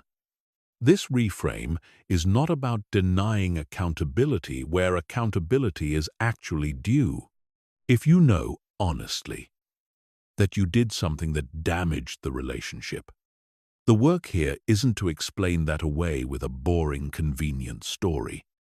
It's to separate accountability from obsession. You can acknowledge a real mistake, learn from it, even feel genuine remorse over it, without spending months constructing imagined scenes of their ongoing judgment. Owning what's yours to own is healthy. Assuming you know the full, ongoing content of someone else's mind long after the relationship ended almost never is. The goal isn't to avoid responsibility. It's to take the responsibility that's actually yours. Release the story you've built on top of it, and stop assigning yourself a starring role in a drama that, for the other person, wrapped up a long time ago. Chapter 11. What mattering actually means. Underneath almost every version of this pattern sits one deceptively simple question. The question that's actually been running the whole show this entire time. Do I matter? Not do they specifically think about you, not do they miss you, but the much larger, much older question of whether your existence carries weight in the world. This is the real question your mind is trying to answer every time it drags you back into thinking about someone who isn't thinking about you. And it's worth confronting directly, because the way most people are trying to answer it is fundamentally broken. Here's the flawed equation running quietly in the background of this entire pattern. If this one person thinks about me, I matter. If they don't, I don't. Written out plainly like that, the flaw becomes almost obvious, because it makes your entire sense of significance in the universe dependent on the mental habits of a single human being, someone with their own distractions, their own limited attention, their own life pulling them in 100 directions that have nothing to do with you. No person, no matter how central they once were to your life, was ever built to carry the entire weight of answering whether you matter. That's not a fair job for anyone to hold, and it was never a job you needed to outsource in the first place. Mattering, the real, sturdy, durable kind, comes from a completely different source than being remembered by one specific person. It comes from impact, the actual, tangible effect you have on the world and the people in it, effects that exist and persist entirely independent of whether any single individual is thinking about you at this particular moment. Every person whose day you made slightly better with a kind word they've since forgotten the specific source of, you still mattered in that moment, and the effect of that moment rippled outward in ways you'll likely never fully trace. Every skill you've built, every problem you've solved, every person who leans on you, every small act of integrity nobody witnessed, all of it constitutes real, substantial mattering, happening constantly, entirely separate from whether one particular person's mind is currently occupied with thoughts of you. There's a useful exercise here, one you can do right now while watching this. Make a mental list, or an actual written one, if you have something to write with nearby, of every person currently in your life who would notice, who would be affected if you disappeared from it tomorrow. Not the one person you've been fixated on, who by definition of this entire video is not on that list in any meaningful way right now, but everyone else. Family, friends, co-workers, people in communities you're part of, people whose lives intersect with yours in ways both large and small. For almost everyone who does this exercise honestly, the list is longer than the obsessive focus on one absent person would suggest. And this list represents actual, current, active mattering happening in real time that has been getting completely eclipsed by fixation on the one person whose attention you don't currently have. This is not meant to diminish how significant that one relationship or friendship might have genuinely been. It's meant to correct a distortion in scale, because when your attention narrows entirely onto one absent source, it creates the illusion that this is the only source that ever existed or ever will, when in reality it was always one thread in a much larger fabric. A fabric that is still fully intact and still capable of holding you, if you allow your attention to widen back out and actually notice it. There's a longer-term version of mattering worth naming too. One that extends beyond your current relationships into something closer to legacy, though that word can sound grander than what's actually meant here. Every book you finish, every skill you build, every piece of work you complete, every relationship you nurture, every community you contribute to, all of these extend your impact beyond the narrow window of people currently thinking about you at any given moment, into a much longer arc of influence that doesn't require anyone's active attention to remain real. Mattering, at this scale, isn't measured in text replies. It's measured in what continues to exist, what continues to ripple outward. Long after any single person's memory of you has faded or sharpened or shifted with time, you have access to this kind of mattering right now, in this exact moment, regardless of what's happening or not happening in one person's inbox. It's worth sitting with one final observation before moving forward, because it tends to land differently than the rest of this chapter. The people who leave the deepest, most lasting mark on this world, the ones remembered generations later, the ones whose work or kindness or ideas continued rippling outward long after they were gone, were rarely thinking, in the moment, about whether one specific person was thinking about them.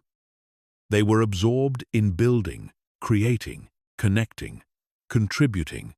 Mattering, it turns out, is very rarely the direct product of chasing mattering.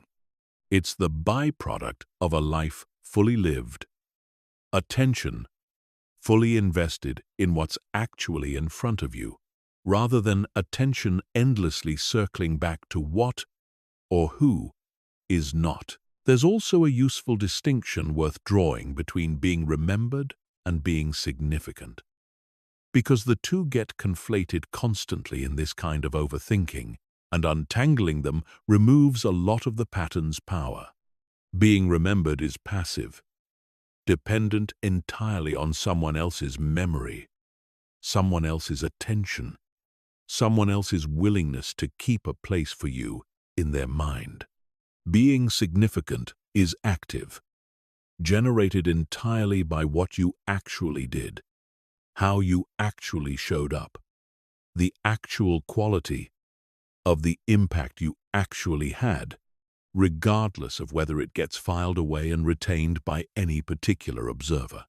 A moment can be genuinely significant, can genuinely matter, can genuinely change the trajectory of someone's day or week or life, and still fade from that person's active memory within days.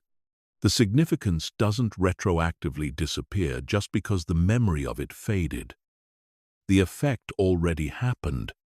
It's already real. It doesn't require ongoing maintenance in someone else's mind to remain true. And understanding this distinction is often enough, on its own, to loosen the grip of needing to be remembered specifically, actively, currently, by the one person your mind keeps returning to. Try applying this same lens backward to your own memory as a final piece of evidence. Think of someone who was significant to you at some earlier point in your life. A teacher, a friend, someone who said something that genuinely shaped how you think or who you became. Someone you likely haven't thought about in months or years until this exact moment. Did their impact stop being real the moment you stopped actively thinking about them. Of course not. It's still there, woven into who you are, entirely intact, regardless of how often or rarely you consciously revisit it. This is exactly how you exist in the minds of people who've moved on from active contact with you, including the person this video keeps circling back to. The impact doesn't require the active thought to remain real. It already happened. It's already yours, and it's already theirs, whether either of you is currently thinking about it or not.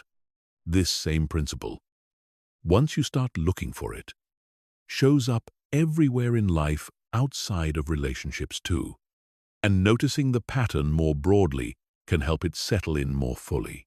A meal that was extraordinary doesn't require you to think about it constantly for it to have been extraordinary. A sunset that stopped you in your tracks doesn't lose its beauty retroactively once you stop picturing it. Value, meaning, and significance are properties of the experience itself, generated at the moment it happened, not properties that require continuous rehearsal or ongoing mental attention to remain valid.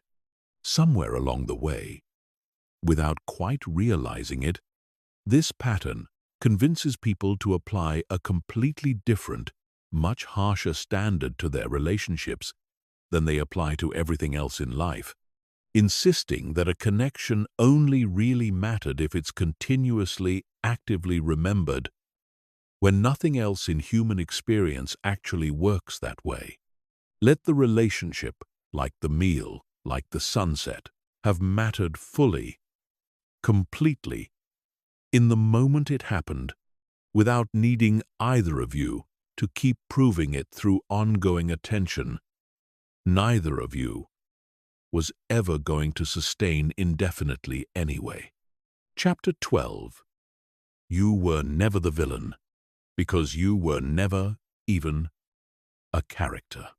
This is the chapter I promised would change how you see every unanswered text, every silence, every person who ever made you feel small by simply not responding. So let's get into it directly, because this single reframe, once it actually lands, tends to dismantle more of this pattern than almost anything else in this video. When someone goes quiet, stops responding, drifts away without explanation, the mind tends to construct one of two stories. Either you were wronged, and they're the villain, cold, careless, cruel for leaving you without answers, or you were the problem, and you're the villain. Too much, not enough, fundamentally flawed in some way that justified their exit.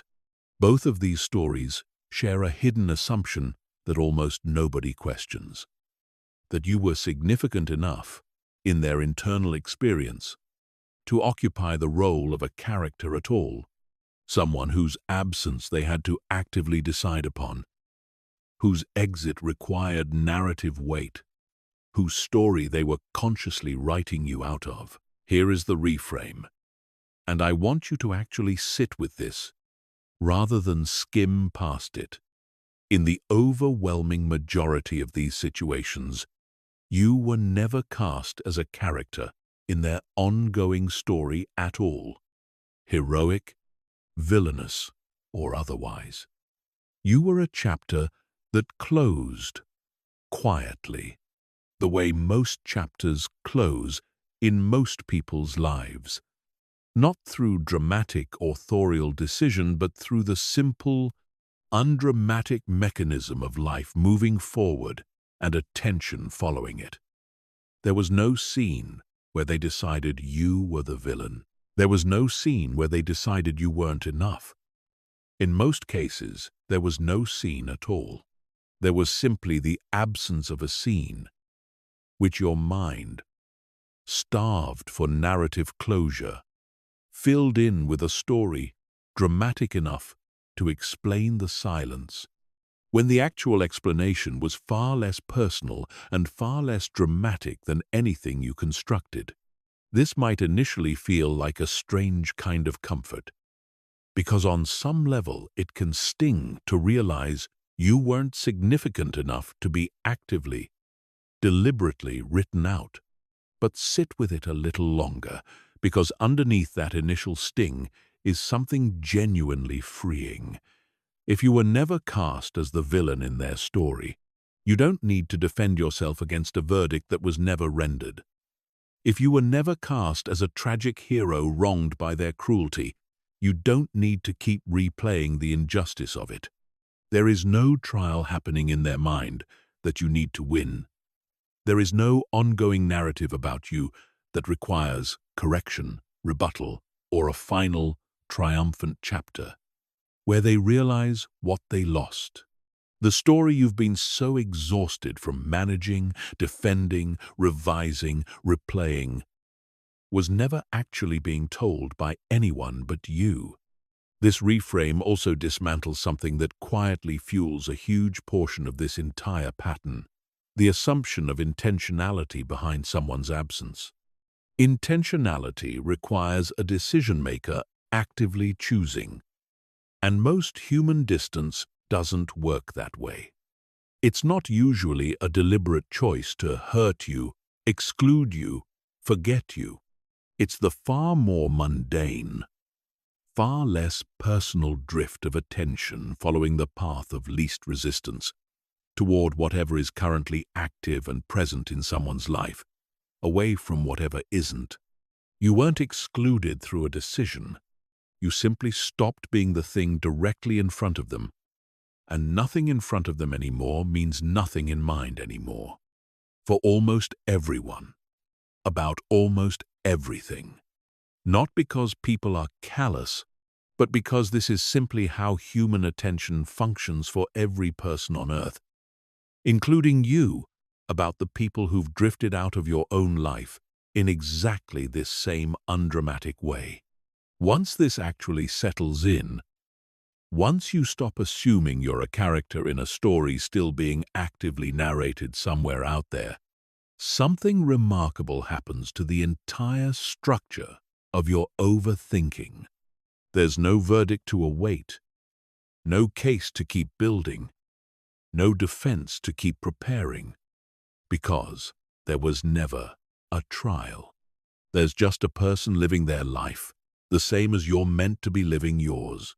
Both of you the main character in your own separate, ongoing stories, occasionally intersecting, eventually not, with no requirement that either story remain permanently altered or haunted by the other. You get to close this chapter not because you won some argument you were never actually having, but because you finally realized there was never an argument taking place at all, anywhere but inside your own head. There's a practical way to use this reframe the next time an old memory surfaces uninvited. Instead of asking, "What does this mean about me?" or "What are they thinking about me right now?" ask a quieter, more accurate question. Is anyone actually narrating this scene right now? Or is it just me, alone, replaying something no one else is watching? 9 times out of 10, the honest answer is that the only audience left for this particular scene is you. And once you notice that, you're free to simply stop performing it, because a performance without an audience isn't a performance at all. It's just you, standing alone in a room you don't have to stay in any longer than you choose to. It's worth acknowledging a version of this that can feel harder to accept. The situations where you genuinely were, at least for a while, a significant character in someone's story, a real relationship, real history, real shared meaning, and the eventual fade still feels like it deserves more narrative weight than they simply got busy. This is fair, and this chapter isn't asking you to flatten every ending into the same undramatic explanation regardless of what actually happened. What it is asking is this: even in situations with real, significant shared history, the ongoing, present-tense chapter, the one happening right now, today, months or years after the ending, has almost certainly closed for them, even if it took real weight to close. People are capable of holding real significance about a past relationship while no longer actively thinking about it in the present, the same way you likely hold real significance about people from your own past who you haven't consciously thought of in months. Historical significance and current mental occupancy are two different things, and it's the second one, not the first, that this chapter is asking you to release your grip on. There's one more layer worth adding, because it directly addresses something that tends to surface as a quiet counter-argument to everything in this chapter. What if you actually know, with real evidence, that they do occasionally think of you, that mutual friends have mentioned it, that some small sign has surfaced, suggesting you do still cross their mind sometimes? Even here, the core reframe holds, just in a slightly adjusted form. Occasional, passing thought is not the same as the sustained, high-definition, emotionally charged narrative you've likely been constructing in your own head. Someone thinking of you briefly while a song plays, or in a passing moment of nostalgia, is worlds apart from someone actively, consistently building a case, a judgment, a verdict about you the way your own mind has been doing about them. Even in the version where they do think of you sometimes, you are very likely still not the character in an active drama that your rumination has been treating you as. You're a passing thought. Occasionally, briefly, the way most meaningful past connections eventually become for most people, including, eventually, this one for you. Chapter 13. The Practice of Letting Go. Everything covered so far has been about understanding, reframing, and interrupting, but letting go, real, felt, lasting, letting go benefits enormously from having an actual practice attached to it. Something concrete you do, rather than just an insight you hold. Because insights fade with time, while practices, repeated consistently, actually rewire the underlying pattern. The first practical tool worth building into your routine is what could be called a designated worry window. A specific, limited time each day, perhaps 10 to 15 minutes, where you deliberately allow yourself to think about this person fully, without restriction, journaling if that helps, or simply sitting with the thoughts and feelings as they come. This might sound counterintuitive, giving yourself explicit permission to think about the exact thing you're trying to stop obsessing over. But it works through a specific mechanism. Much of the compulsive quality of rumination comes from the fear that if you don't think about it now, you'll never get to process it. So your mind keeps pulling you back in throughout the day, worried the topic will otherwise go unaddressed. A designated window removes that fear. Your mind learns, through repeated experience, that the topic will get its scheduled time, which paradoxically makes it far easier to redirect intrusive thoughts outside that window, because you can genuinely, honestly tell yourself not now, later, at 4 o'clock, and mean it. Because 4 o'clock is a real, honored appointment rather than an empty promise. The second practical tool is a formal, deliberate release ritual, something that marks, in a concrete way, the transition from actively processing this relationship to actively releasing it. This can take many forms depending on what resonates with you. Writing a letter you never send, saying out loud, alone, the things you never got to say, physically removing reminders from your daily environment, photos, gifts, anything that keeps low-grade triggering your attention throughout ordinary days. The specific ritual matters less than the psychological function it serves, which is giving your mind a concrete marker of completion. Human minds respond powerfully to ritual and ceremony, precisely because they provide definitive signals of transition, a before and an after. A clear line the mind can point back to and say, "That was the moment I chose to close this," rather than an ambiguous, unmarked fade that never quite feels finished because it never had a defined ending. The third tool, and possibly the most important for the specific problem this video addresses, is a deliberate practice of redirected attention, actively, consciously choosing where your mental energy goes, rather than passively letting old patterns dictate it by default. Every single day, identify one small action you can take that moves your actual life forward. A task completed, a skill practiced, a person reached out to, something entirely unrelated to the person you're releasing.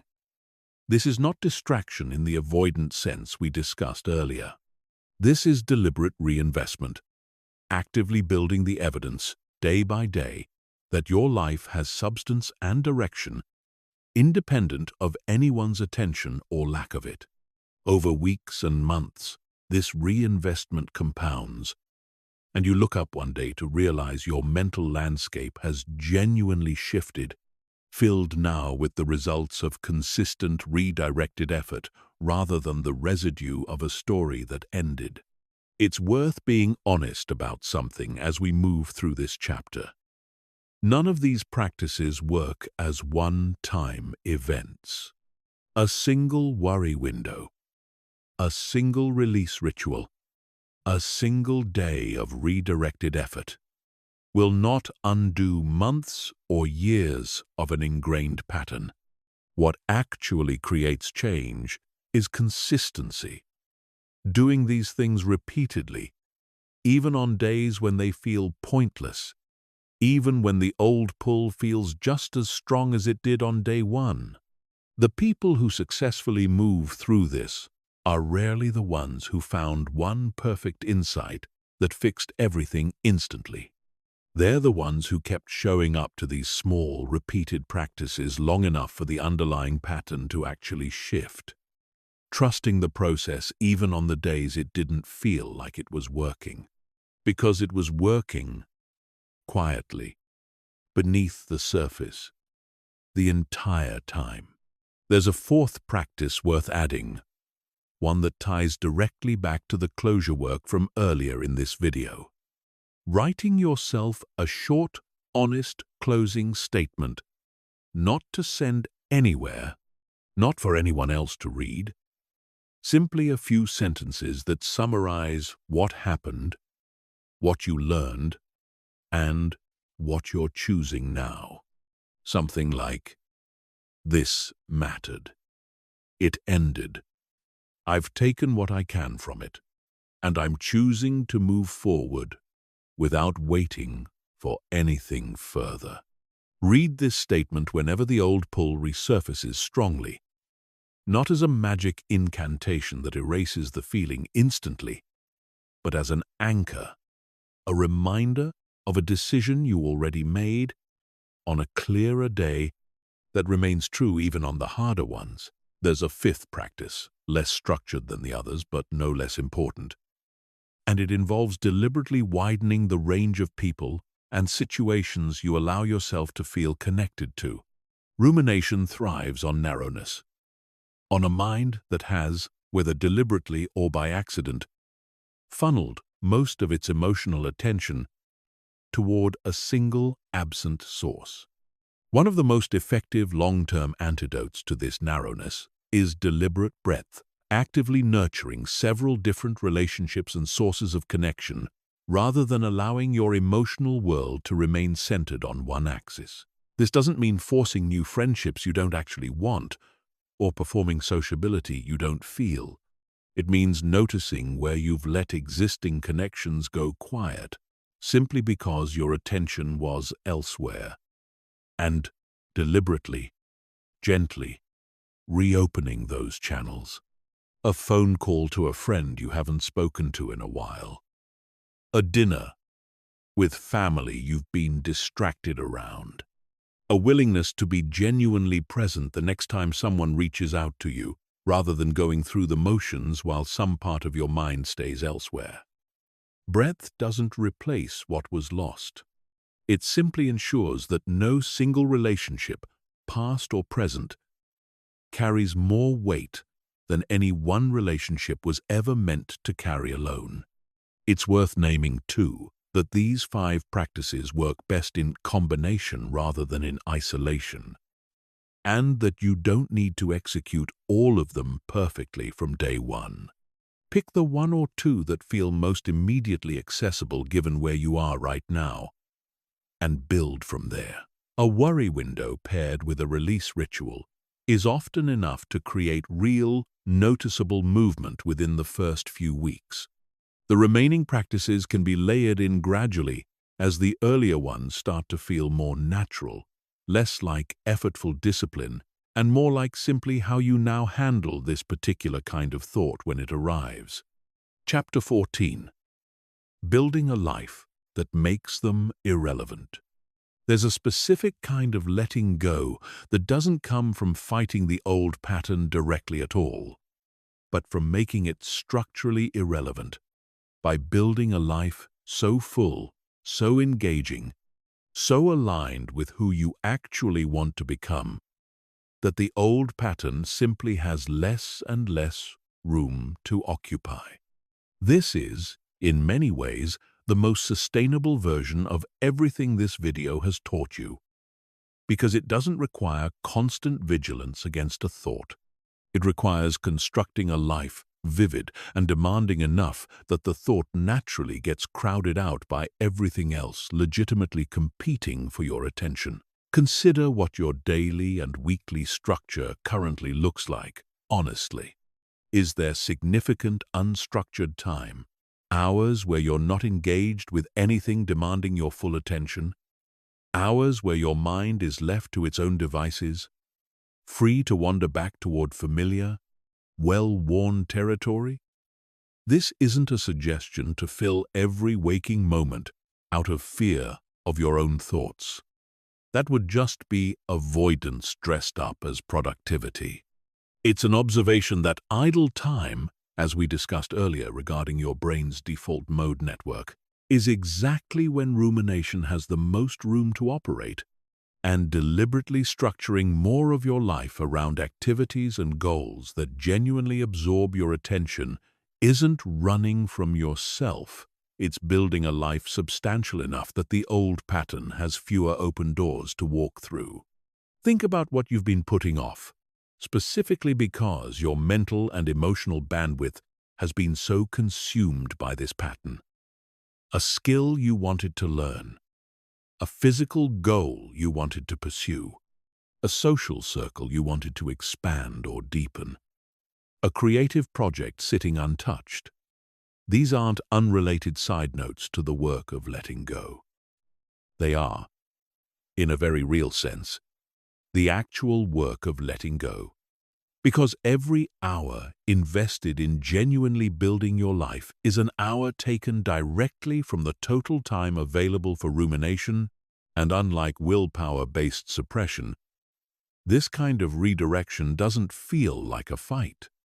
It feels like living, which is a fundamentally more sustainable state to maintain than constant internal resistance. There's a particular kind of momentum that builds once you start actually doing this. One worth naming because it explains why the first few weeks of this process often feel like the hardest, and the later weeks feel progressively easier. Early on, building new habits, new structure, new goals requires real, deliberate effort because you're working against an established pattern that has significant inertia behind it. But each small win, each completed task, each new connection made, Each skill incrementally improved generates its own evidence and its own momentum, making the next step easier than the one before it. This is why the people who successfully move through this pattern often describe a specific tipping point, a moment somewhere in the process where it stops feeling like effortful discipline and starts feeling like genuine forward motion, where the new life they've been building starts to feel more real, more compelling, more theirs than the old story ever was. It's worth being specific about what this actually looks like week to week, because vague encouragement to build a fuller life tends to dissolve into good intentions that never quite materialize into anything concrete. Start smaller than feels impressive. One new activity, one rekindled friendship, one skill practiced for 20 minutes, a few times a week. The temptation, especially early in this process, is to overhaul everything at once. A completely new routine, a dramatically different social life, a total reinvention undertaken in a single burst of motivation. This rarely sustains itself, because motivation born from pain tends to fade as the pain itself gradually fades. And by the third or fourth week, the ambitious new routine often collapses under its own weight, leaving behind a sense of failure that then gets folded back into the very rumination pattern you were trying to escape. Small, sustainable additions, layered in gradually, protected by realistic expectations, tend to actually stick, and sticking, even modestly, beats an impressive burst that fizzles out by the time it matters most. It's also worth directly addressing the specific fear that quietly underlies a lot of resistance to this chapter's advice. The fear that building a full, engaged life, independent of this person, somehow means the relationship or connection you shared didn't matter. That moving on is a kind of betrayal of what was real between you. This fear deserves a direct, clear answer. It never meant nothing simply because it's over. Things can be real, significant, formative, even beautiful, and still be finished. Building a full life after something ends is not evidence the ending doesn't hurt or that the connection wasn't meaningful. It's evidence you're capable of holding both truths simultaneously. That something mattered and that your life continues to expand beyond it, which is, honestly, the healthiest possible relationship to have with anything significant that has ended, whether it ended by choice, by circumstance, or simply by the quiet, undramatic drift of two lives moving in different directions. There's one more dimension worth naming here, because it addresses a quiet fear that sometimes lingers even after everything else in this chapter makes sense. The fear that building this fuller life is somehow a performance, that some part of you is still doing it hoping they'll notice, hoping word gets back to them, hoping it eventually functions as proof. If that motivation is present, even faintly, it doesn't mean you have to wait until it's completely gone before you start. Motivations are often mixed and messy, and they tend to purify themselves through the process rather than before it. Start building the fuller life, regardless of what's motivating the first steps. Somewhere along the way, usually without any dramatic moment marking the shift, the motivation quietly changes from being about them to being about you. And by the time you notice the shift has happened, it typically already has. There's a specific category of activity worth highlighting here, because it tends to produce outsized results relative to the effort involved.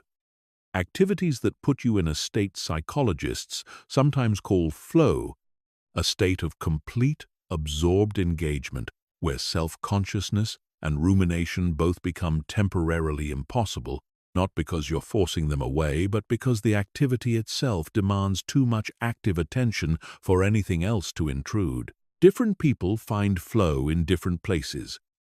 Intense physical exercise, playing an instrument, deep creative work, certain kinds of demanding conversation, complex problem-solving. The specific activity matters less than the quality of absorption it produces. Identify what reliably puts you into this state, and deliberately schedule more of it into your week, not as an occasional treat, but as a structural part of how you're rebuilding your daily life. Time spent in flow is time your rumination pattern simply cannot access. And enough of it, repeated consistently, does more to shrink the pattern's overall footprint in your life than almost any purely cognitive technique on its own. There's also a longer arc worth naming honestly. Somewhere down this road, months, or perhaps a year or more from now, you may find yourself in a position to look back on this entire period with something closer to gratitude than pain. Not because the pain wasn't real, but because the process of moving through it will have built things in you: discipline, self-awareness, a sturdier relationship with your own worth that might not have developed nearly as fully without the friction this period provided. This isn't meant as a way of minimizing what you're currently going through, and it's not a reason to rush the process or pretend the difficulty isn't difficult. It's simply worth knowing, as you do this work, that the version of you being built through it is not a smaller, more damaged version of who you were before. It's very often a sturdier one. And that sturdiness tends to outlast, by a wide margin, the specific circumstance that first demanded it. Chapter 15. The person you're becoming. We've covered an enormous amount of ground together. The psychology of why your mind fixates on unfinished stories, the spotlight effect, and how rarely people actually notice or remember what you assume they do. The ego's tendency to turn someone's silence into a referendum on your worth. The real cost this pattern has been quietly extracting from your time, your body, and your other relationships. The myth that closure must come from someone else rather than being something you construct yourself. A concrete interrupt pattern for the actual moment the thought arrives. The deeper work of building self-worth that doesn't depend on anyone's attention. The physical, nervous system side of calming, a mind prone to spiraling, a more accurate way of reading silence, the realization that you were likely never even cast as a character in the story you've been so exhausted defending yourself within. Concrete practices for actively letting go. And finally, the case for building a life substantial enough to make the old pattern structurally irrelevant. If there's one thread running underneath every single chapter of this video, it's this. The fix was never actually about them. It was never going to arrive through a text they finally sent, an explanation they finally gave, a moment of them realizing what they lost and coming back to say so.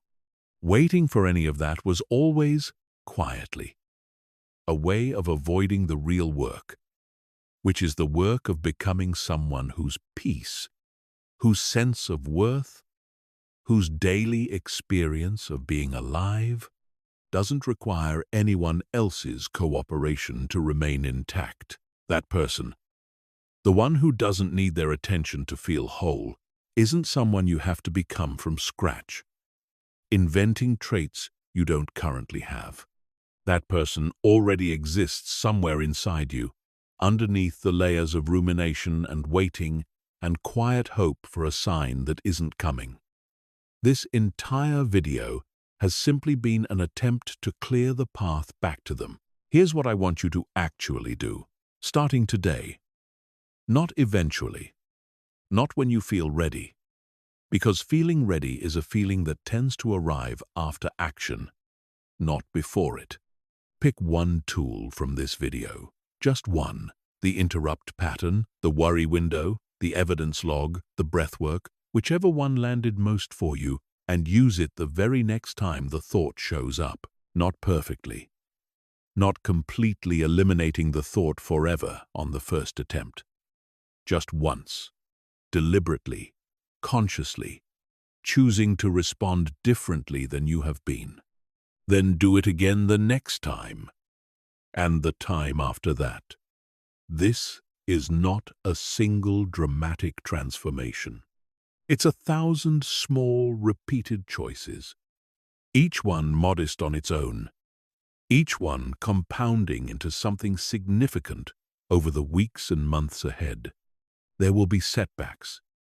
There will be nights when none of this feels like it's working, where the old thought pulls just as hard as it ever did, where you catch yourself checking, wondering, hoping despite everything you now understand intellectually.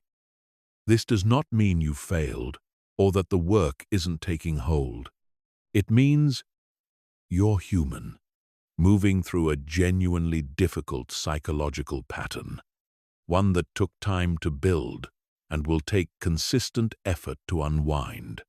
Judge yourself not by any single hard night, but by the overall trajectory across weeks and months, and extend to yourself the same patience and compassion you would offer a close friend going through exactly what you're going through right now. If you find yourself needing to re-watch parts of this video, do that without any shame attached to the need. Understanding a pattern this deeply rooted rarely happens in a single pass, and returning to a specific chapter exactly when you need it. The interrupt pattern on a hard night, the mattering chapter on a day your worth feels shaky. The chapter on silence. The next time an unanswered message starts spiraling into a story is not a sign you failed to absorb this the first time. It's simply how real, lasting change with material this dense tends to actually work. In layers, revisited as needed, each pass landing a little deeper than the one before it.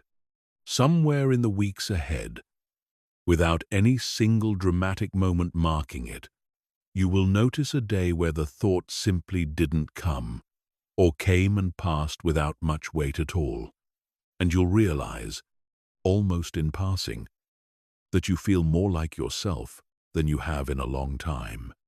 That day is not an accident, and it's not luck. It's the compounded result of every small choice you made between now and then. Every time you interrupted the loop, every time you chose the harder, more honest response instead of the familiar spiral, every time you invested in the life actually in front of you instead of the story that already ended. It's worth pausing before we close to acknowledge something honestly. Everything in this video has been framed around one specific person, because that's how the pattern usually shows up first, attached to a particular face, a particular name, a particular set of memories. But the underlying mechanism, the ego's need for validation, the mind's discomfort with unfinished stories, the nervous system's tendency toward threat-focused rumination, none of that is actually specific to this one person. It's a pattern, a way your mind has learned to process uncertainty and perceived rejection. And if it's not addressed at the level of the pattern itself, it has a tendency to simply find a new target once the current one fades. This is not meant to alarm you. It's meant to reinforce why the deeper chapters of this video, the ones about self-worth, about nervous system regulation, about building a fuller life, matter just as much as the chapters specifically about this one situation. You are not just working to get one person out of your head. You are working to build a mind that doesn't get quite so thoroughly hijacked the next time uncertainty or distance shows up in any relationship, present or future. This also means the work you're doing right now has value that extends far beyond this particular situation. The self-worth you're rebuilding, the nervous system regulation you're practicing, the discipline of catching a thought early and redirecting it, all of this becomes a permanent asset carried forward into every future relationship, every future setback, every future moment of uncertainty life will inevitably hand you. You are not just solving today's problem.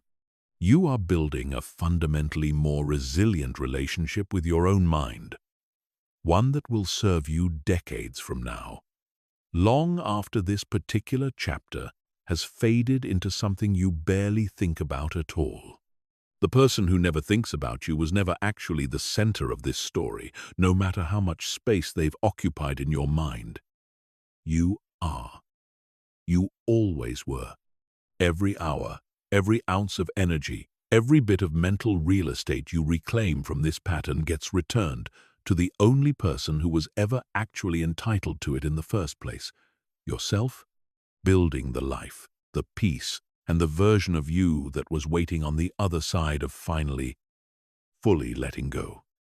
That version of you is available starting now, not later. Not once they finally text back. Now, go build them.